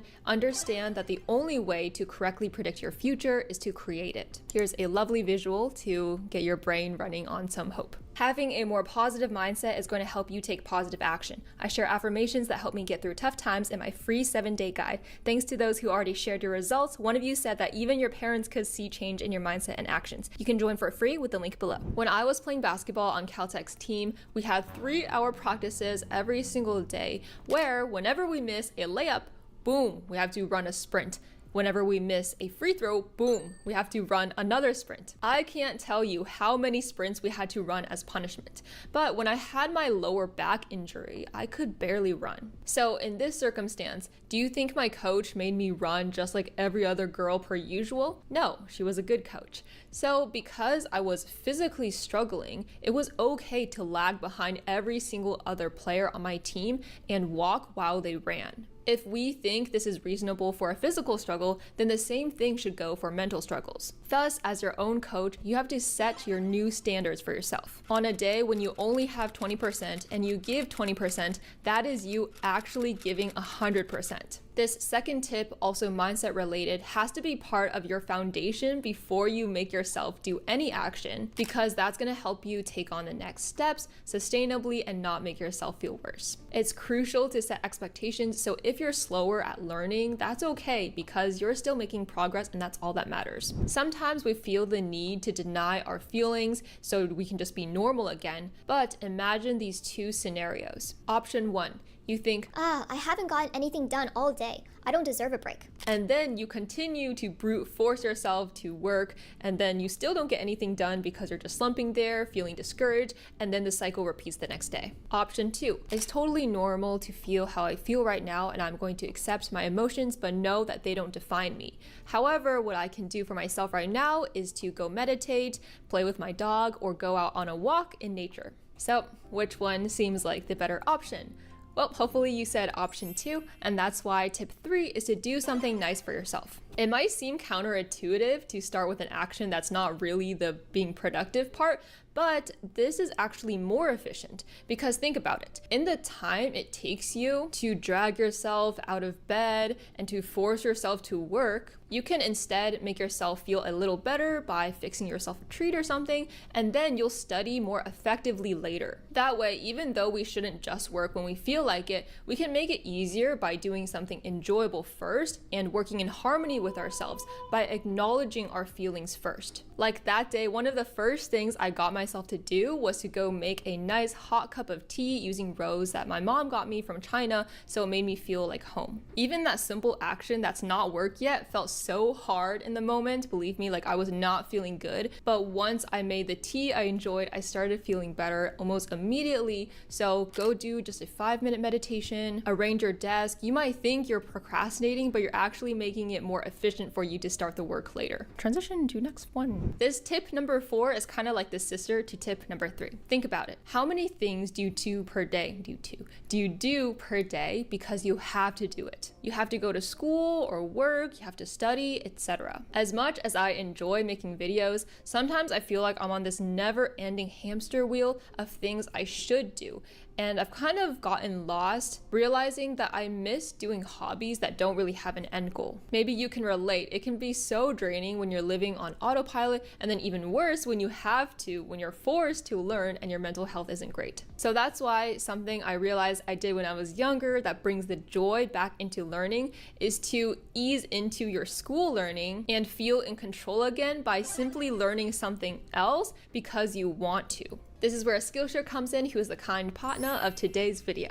For example, I've always loved singing, and I've been thinking for a while how it would be awesome to actually learn proper vocal technique from an expert. I never did or sought out how to do it because I thought a vocal expert would be really expensive, but then I realized I've been on Skillshare for a while and I didn't even try searching whether there are singing classes on there. Turns out, among Skillshare's thousands of classes, there were indeed a variety of singing classes that I could do. Call me silly, but I should have known because Skillshare is the largest online learning platform for creatives, with thousands of classes covering illustration, film, productivity, entrepreneurship, and so much more. These classes are led by industry experts and help turn your creativity into a practice, which is really good for wellness overall. Like, you can paint with the help of a Skillshare class, which is therapeutic and can help take your mind off of your worries. For me, learning to improve my vocal range and techniques makes me really happy and even more motivated, especially because I sing all the time at home, and that's gonna help my ears enjoy it better too.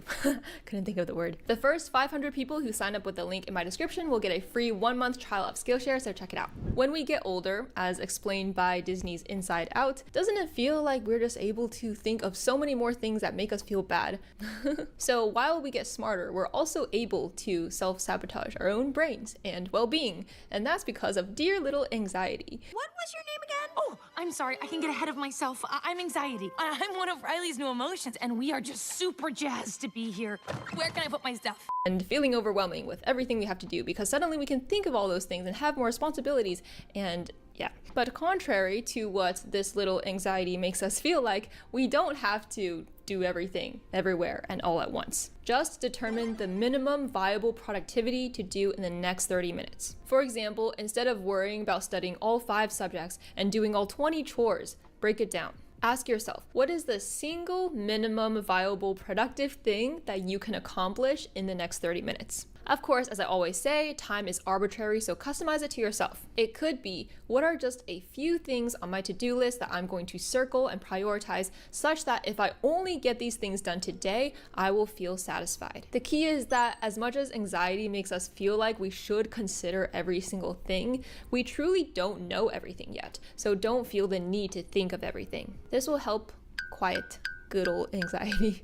That day, after those tears and trying to pick myself up, about 30 minutes after, I was up and singing, belting my heart out to my favorite karaoke songs. It wasn't a quick flip of the switch, but it was more so like I turned on my speaker, started blasting some of my favorite songs, and suddenly I just got into the zone and got into the mood. And so I realized there are certain things like music and working out that inevitably they just make me feel better no matter how down I am. That's why tip 6 is to let it out. Find your escape, the specific things customized to yourself that let you, no matter what, feel better. This might sound similar to an earlier tip, but in particular, what I mean is something physical where, like, you know, it could be standing outside and yelling your heart out if that's what feels good, or like yelling into your pillow, or like going boxing or stuff like that like really lets you get out your frustration. Otherwise, it's just gonna bubble up like a volcano. Music helps me when I'm down,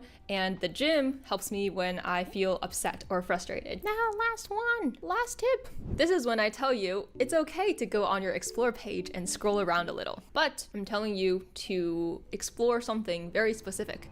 Search cat videos or dog videos or any cute animal videos. Just really bathe in their innocence for a while. It is inevitable that it will make you smile. Just tell me watching this adorable Shiba Inu video doesn't make you smile. If it doesn't make you a little bit happier, then I don't know if I could be friends with you.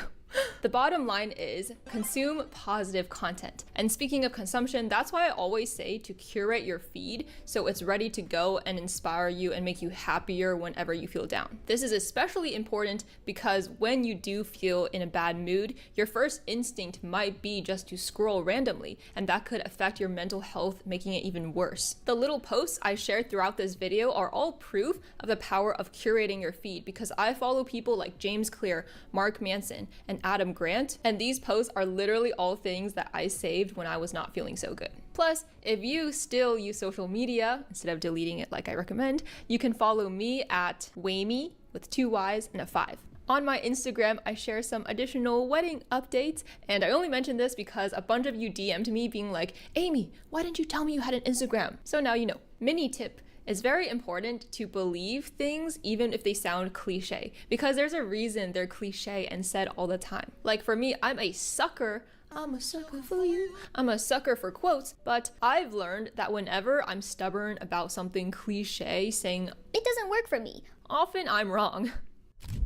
But even after all that effort, just when you did your best to get yourself up and running, very productive, try taking care of yourself, your body is like, nah, I have a migraine right now, so we're gonna take a lovely little ibuprofen here. I need to message my friend about what her migraine medicine is, because why are these so frequent recently? Oh. I think because I ate some like spoiled meat for lunch. It's 4 p.m. Ah, freaking. Why?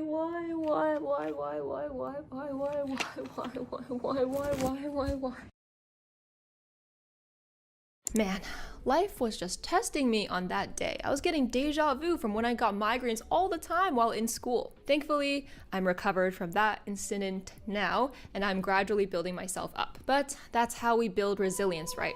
It's not fixed overnight, and maybe we just have to redefine what mental health really is, which is staying strong despite life's inevitable ups and downs. And it's just to remember that with anything bad that happens, life goes on. Yeah, life goes on like this again. I'm roasting myself because now you're like, you didn't really learn those lessons because your singing's still bad. Final message from me to you. You are doing so much. I was thinking back the other day about all the crazy things I handled as a teenager, and I'm like, dang, I don't know if I could do that again. Not at this age. So pat yourself on the back. And even if you're a teenager right now, think back to all the things you conquered when you were in like elementary school. Those stressful things back then seemed really tough at the time, but yet you made it through. Like I said at the start of the video, you might be in a dark tunnel now, but you'll reach the light eventually. That's because there's bad news and there's good news. The bad news, time will keep going. The good news, time will keep going. Time will heal you. So just make sure to give yourself that time.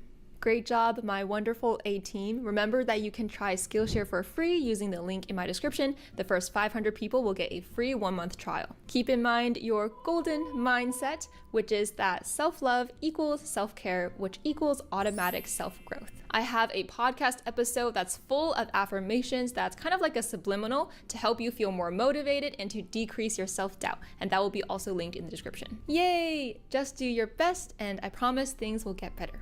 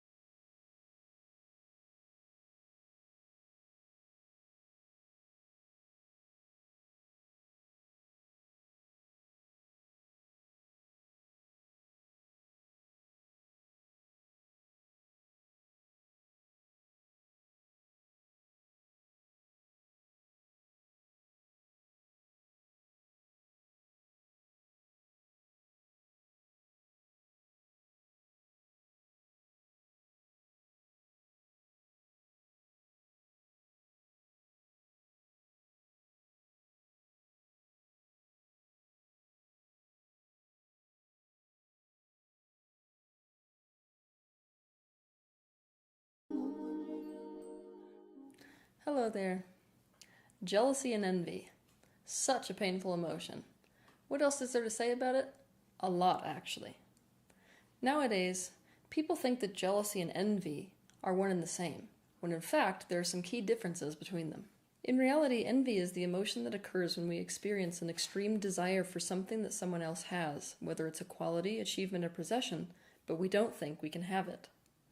Jealousy is the emotion that occurs when we anticipate or feel the loss of something of great value to us, whether it be a quality, achievement, or possession.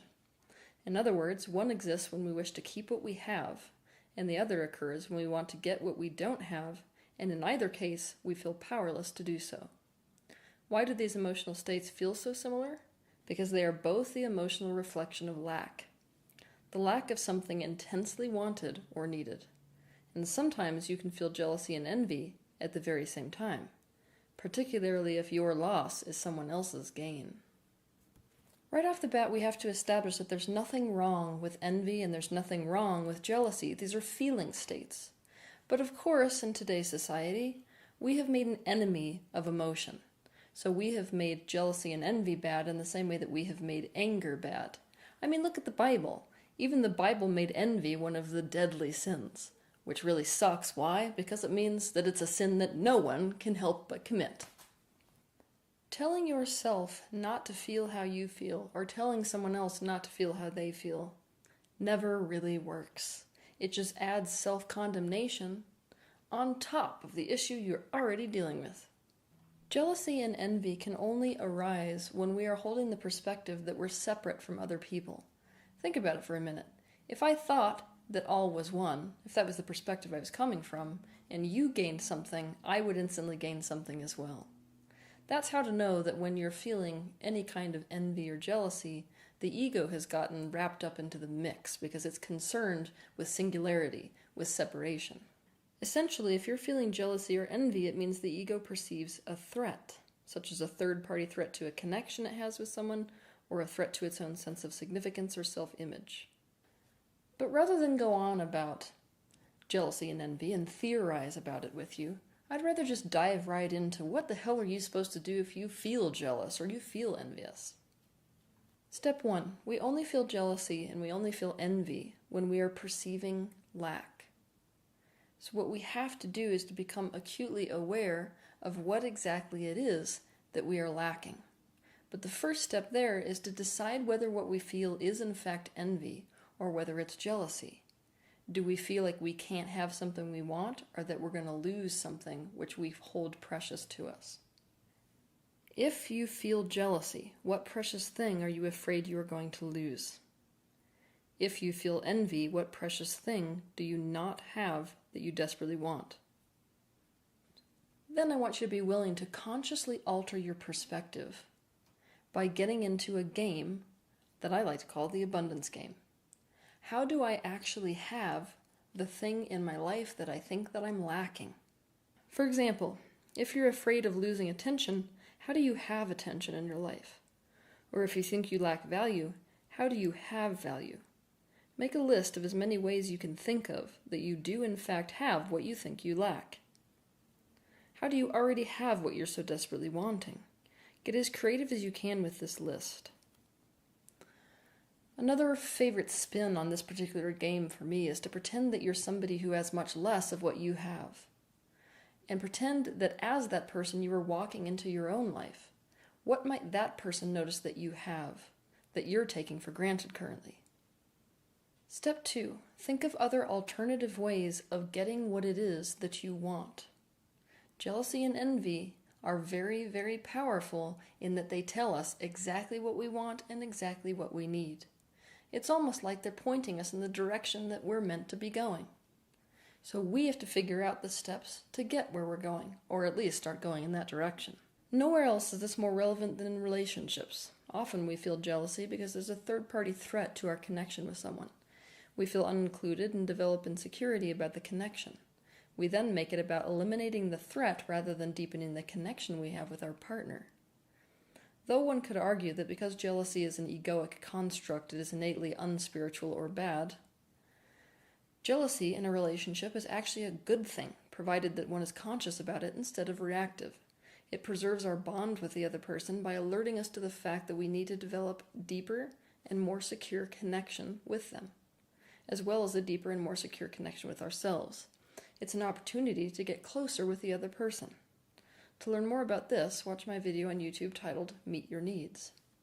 Step 3. Never expect yourself not to feel this way. There is nothing that turns jealousy and envy into an open wound quite like denying, suppressing, and disowning these feelings. Nothing you can do about it.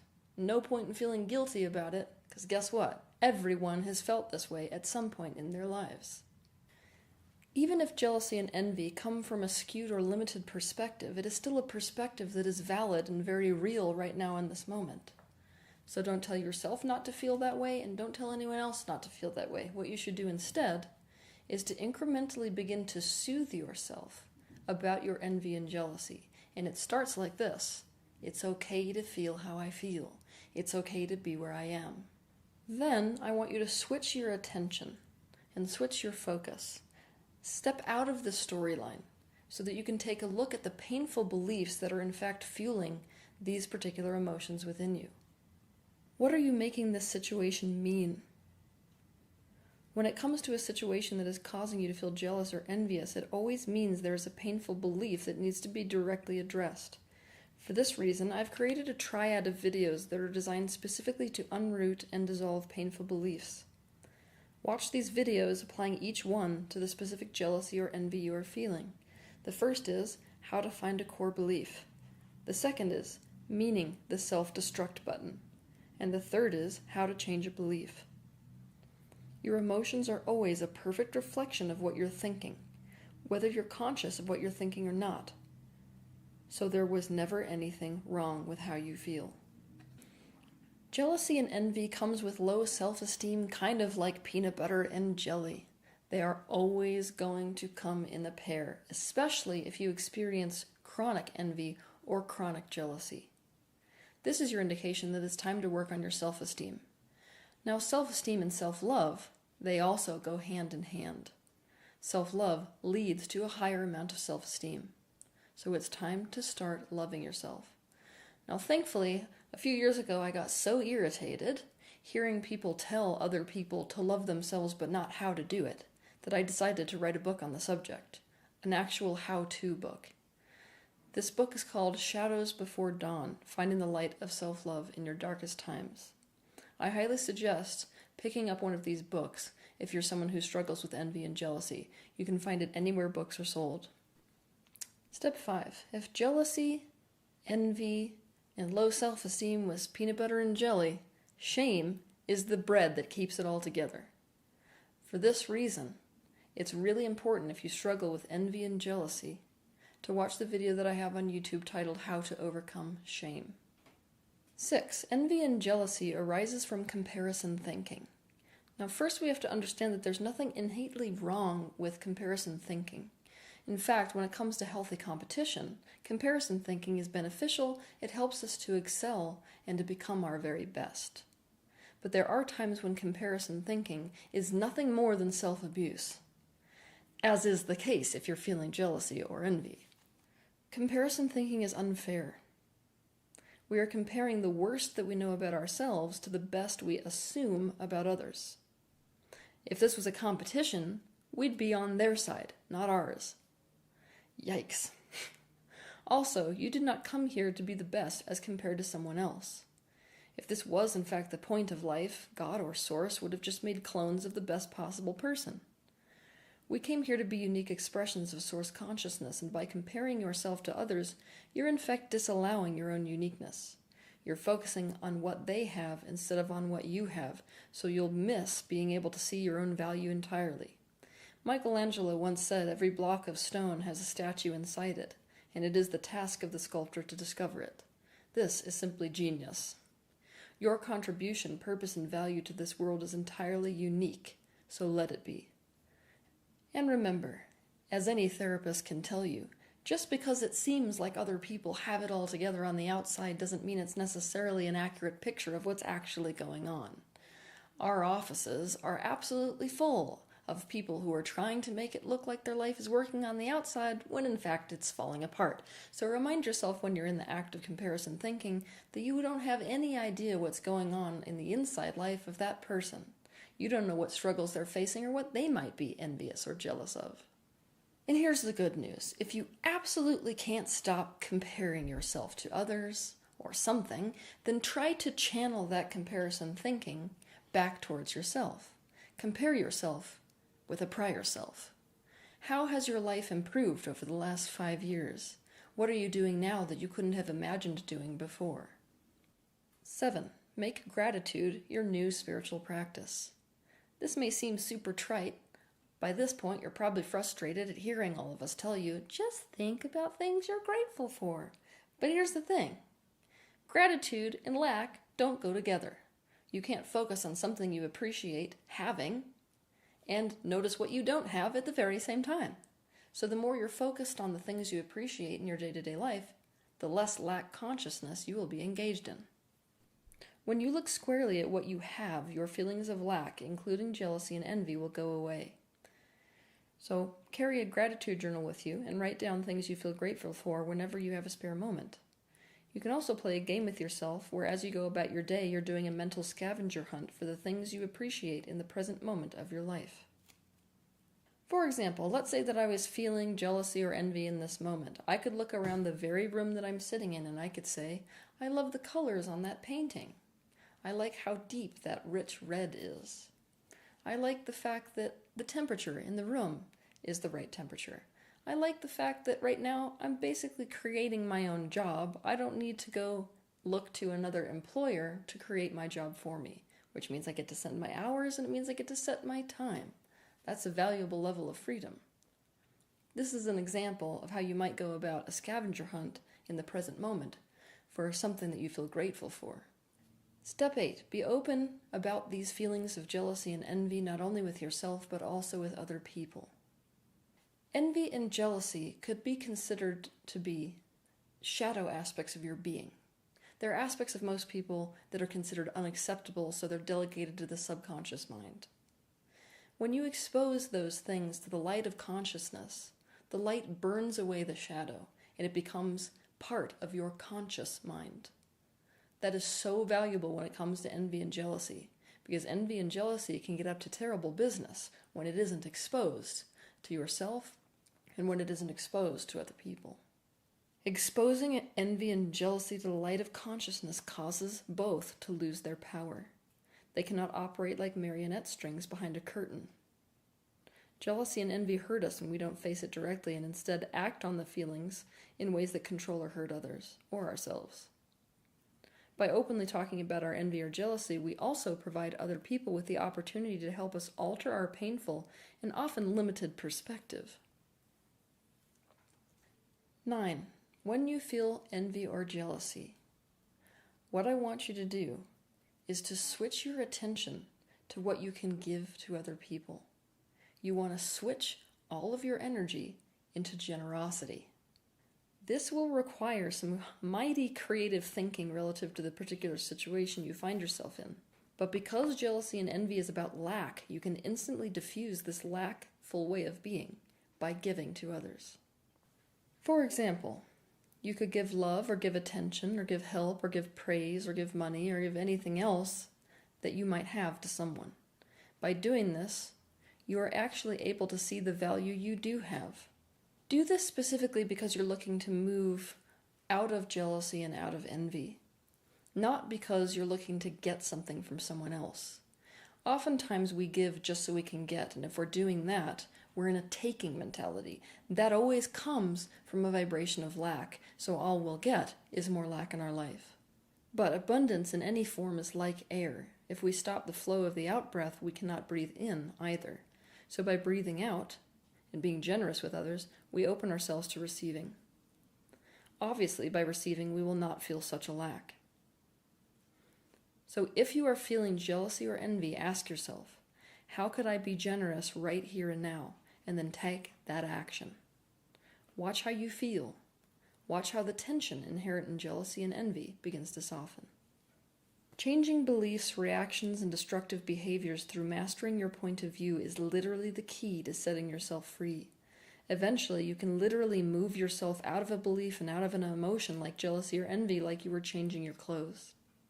Jealousy and envy are not to be feared. They reveal your deep needs and desires, and thus the next steps you want to take in the direction that is most integral to your core self. It's tempting if you feel jealousy or if you feel envy to feel like the universe is against you in some way, to feel like it's tormenting you with something you desperately want, that you can't have, or need that you can't have, or tormenting you with something precious that it's going to take away. But I promise you, this is absolutely not the case in our universe. Why? Because you cannot want something that is not meant to be yours. It defies universal expansion, which is in fact the entire reason that we are here on Earth. So you are meant to have whatever it is that you want. You are meant to keep the things that are precious to you. Have a good week.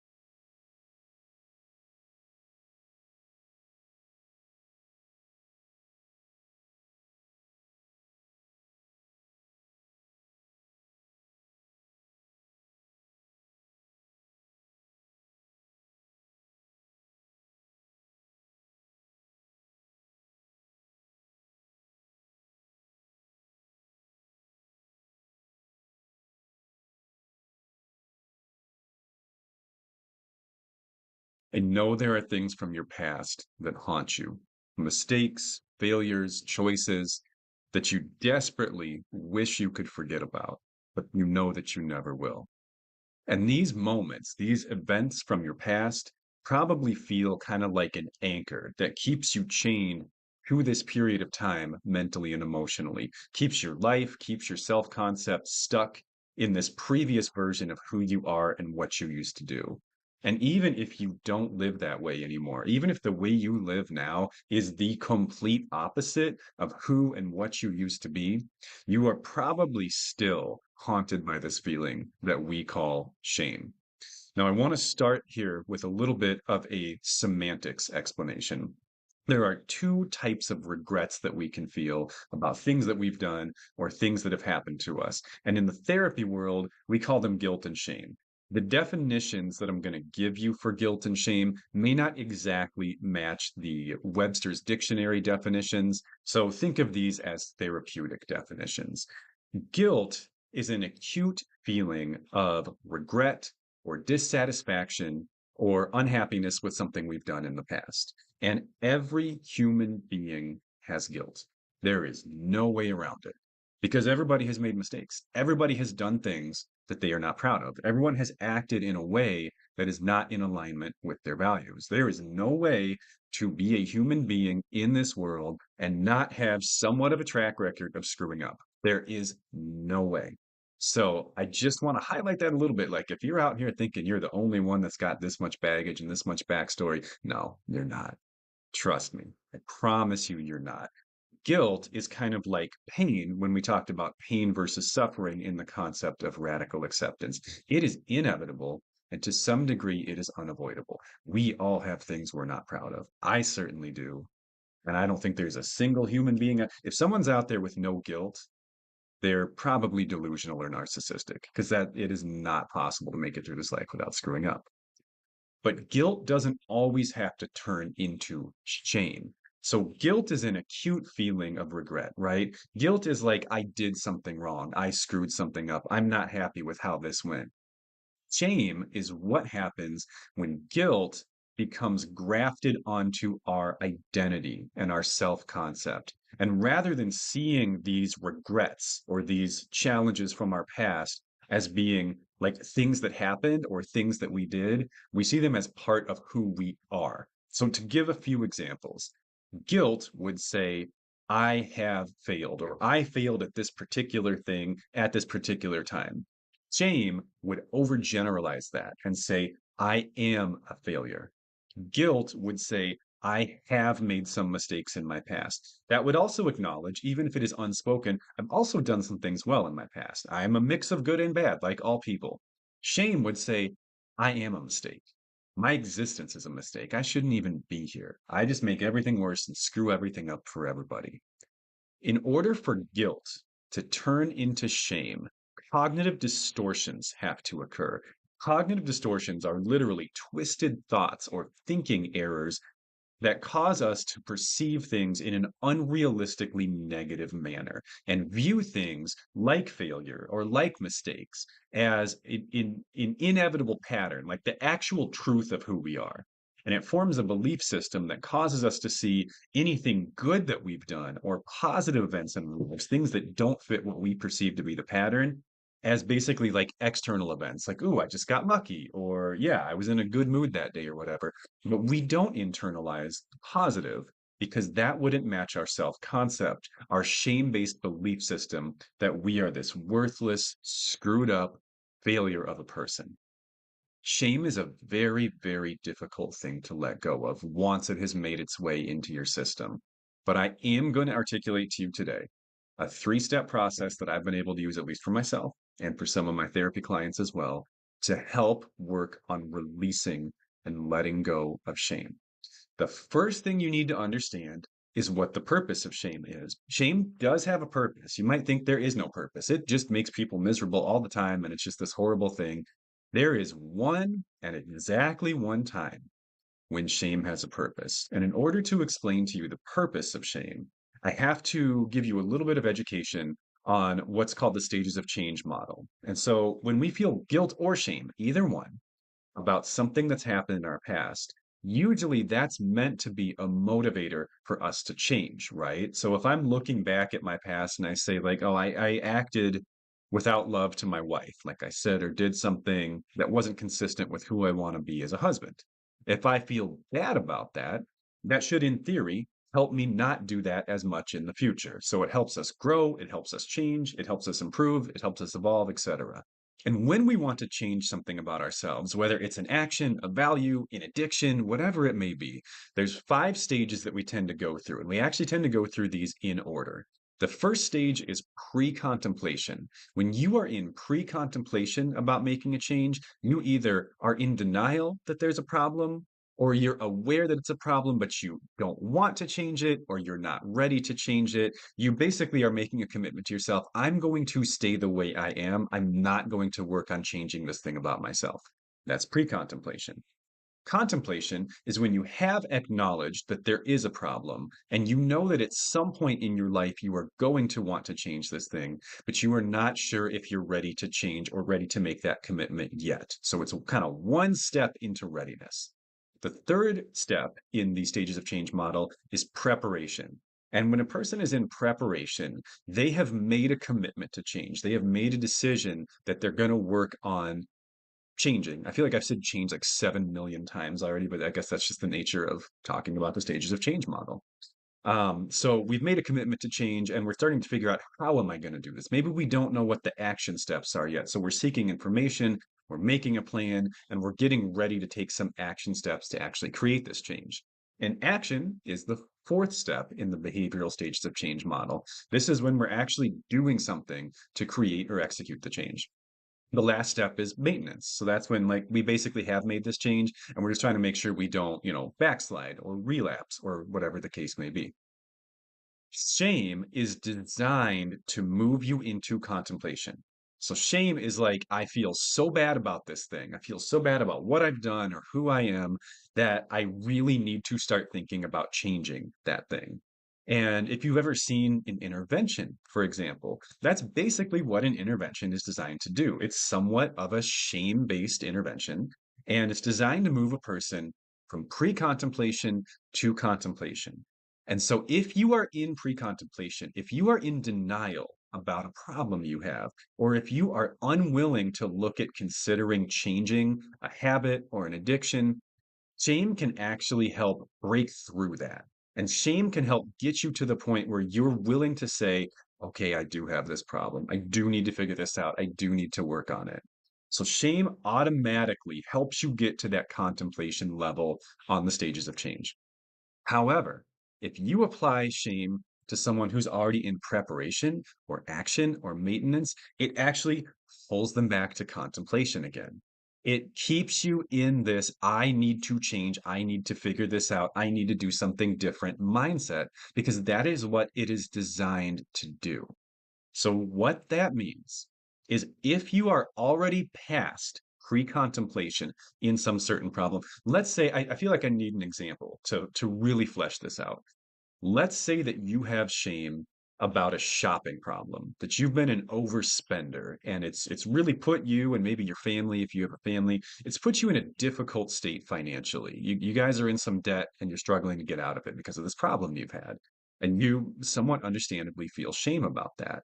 You needed that shame when you were not yet ready to face this problem, when you were not yet ready to acknowledge this problem. There's some certain amount of feeling bad about things we've done or who we are, or who we've been at least, that we do need to experience. And that creates motivation and desire for change because we look within and we say, oh my gosh, this feels horrible. I don't want to be this person anymore. I don't want to feel this way anymore. And that's where the motivation to move into contemplation comes from.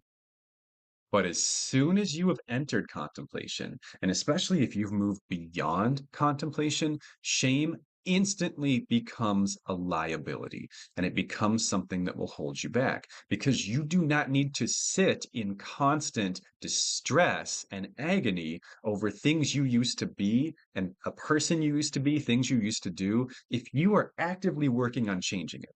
If you've already decided, I don't like this about myself, I need to work on this, and you're moving through those action steps, shame is just going to keep pulling you back to that contemplation phase again and again and again, because that is what it is designed to do.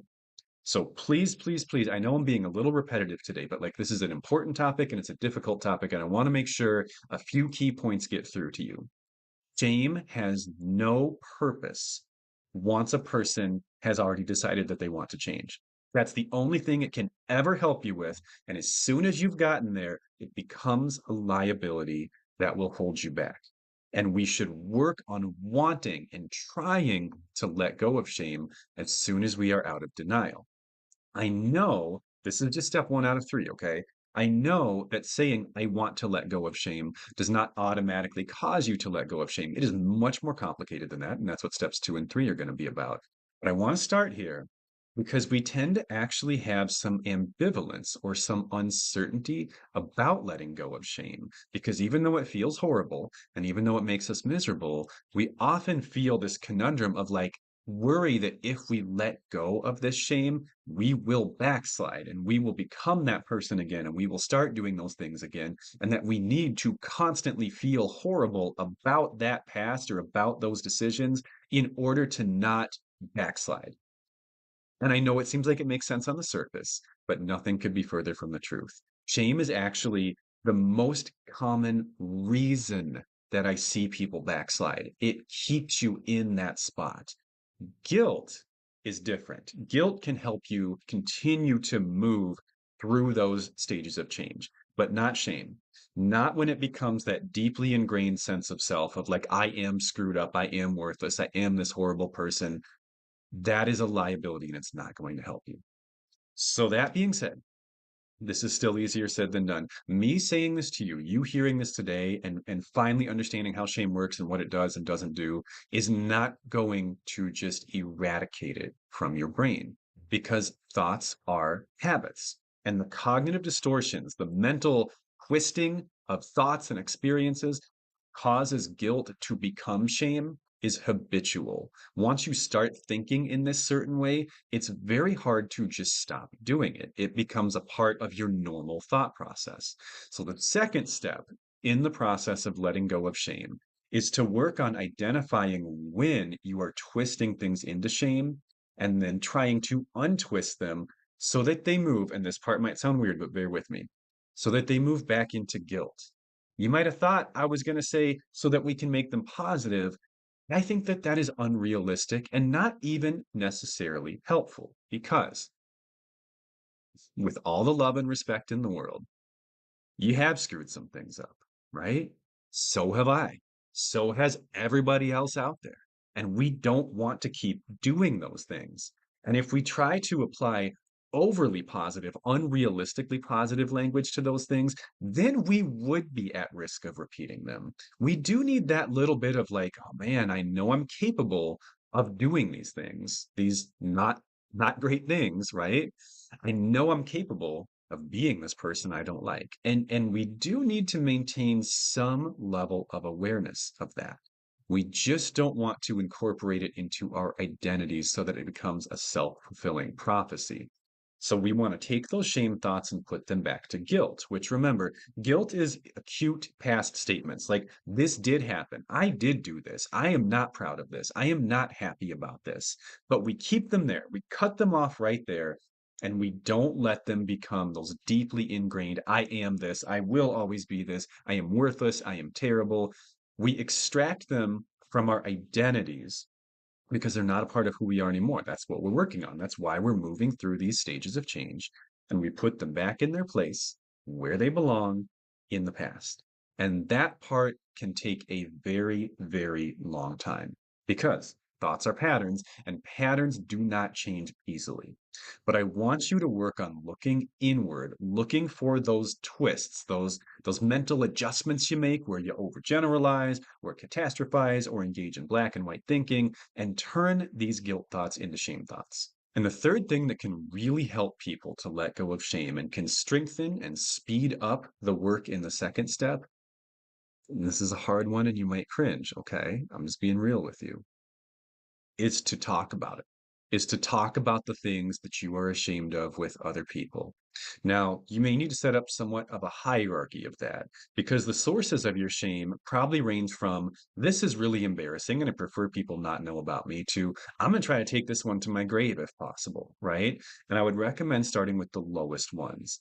The reason it is important to talk about your sources of shame is because if you don't ever share these things with anybody else, then the only person whose feedback you will ever hear on these topics is your own.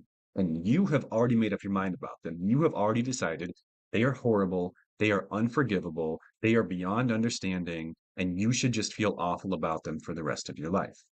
You are essentially like the judge, the jury, and the executioner.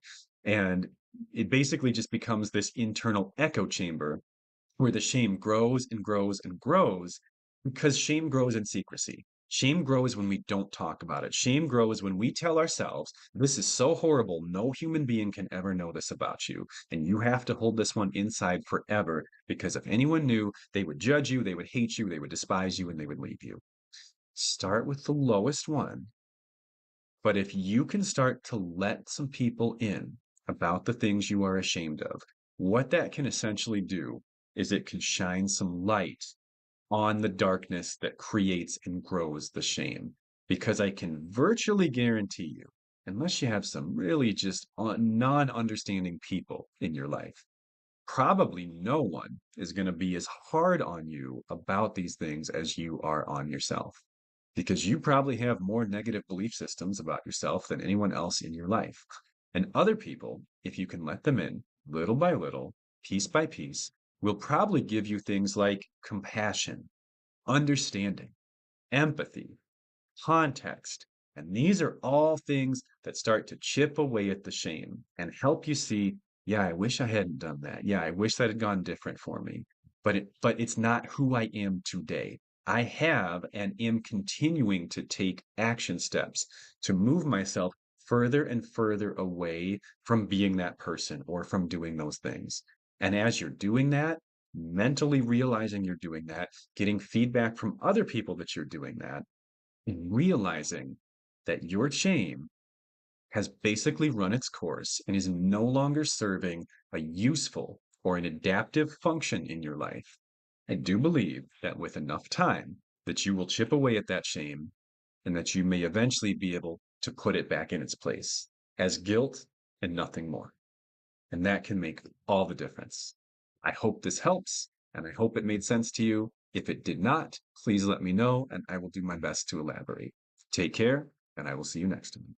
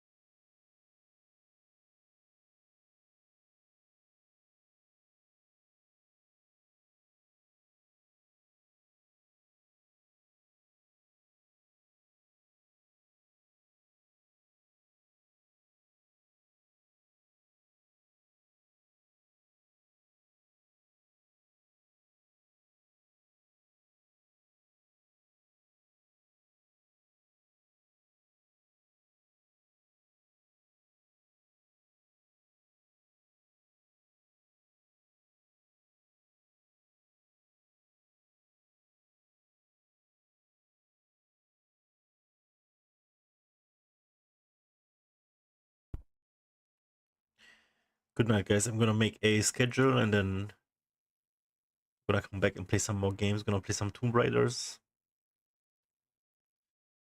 Yeah, it's a little rough week currently. Hopefully it's gonna be only going to be better from now. See you tomorrow.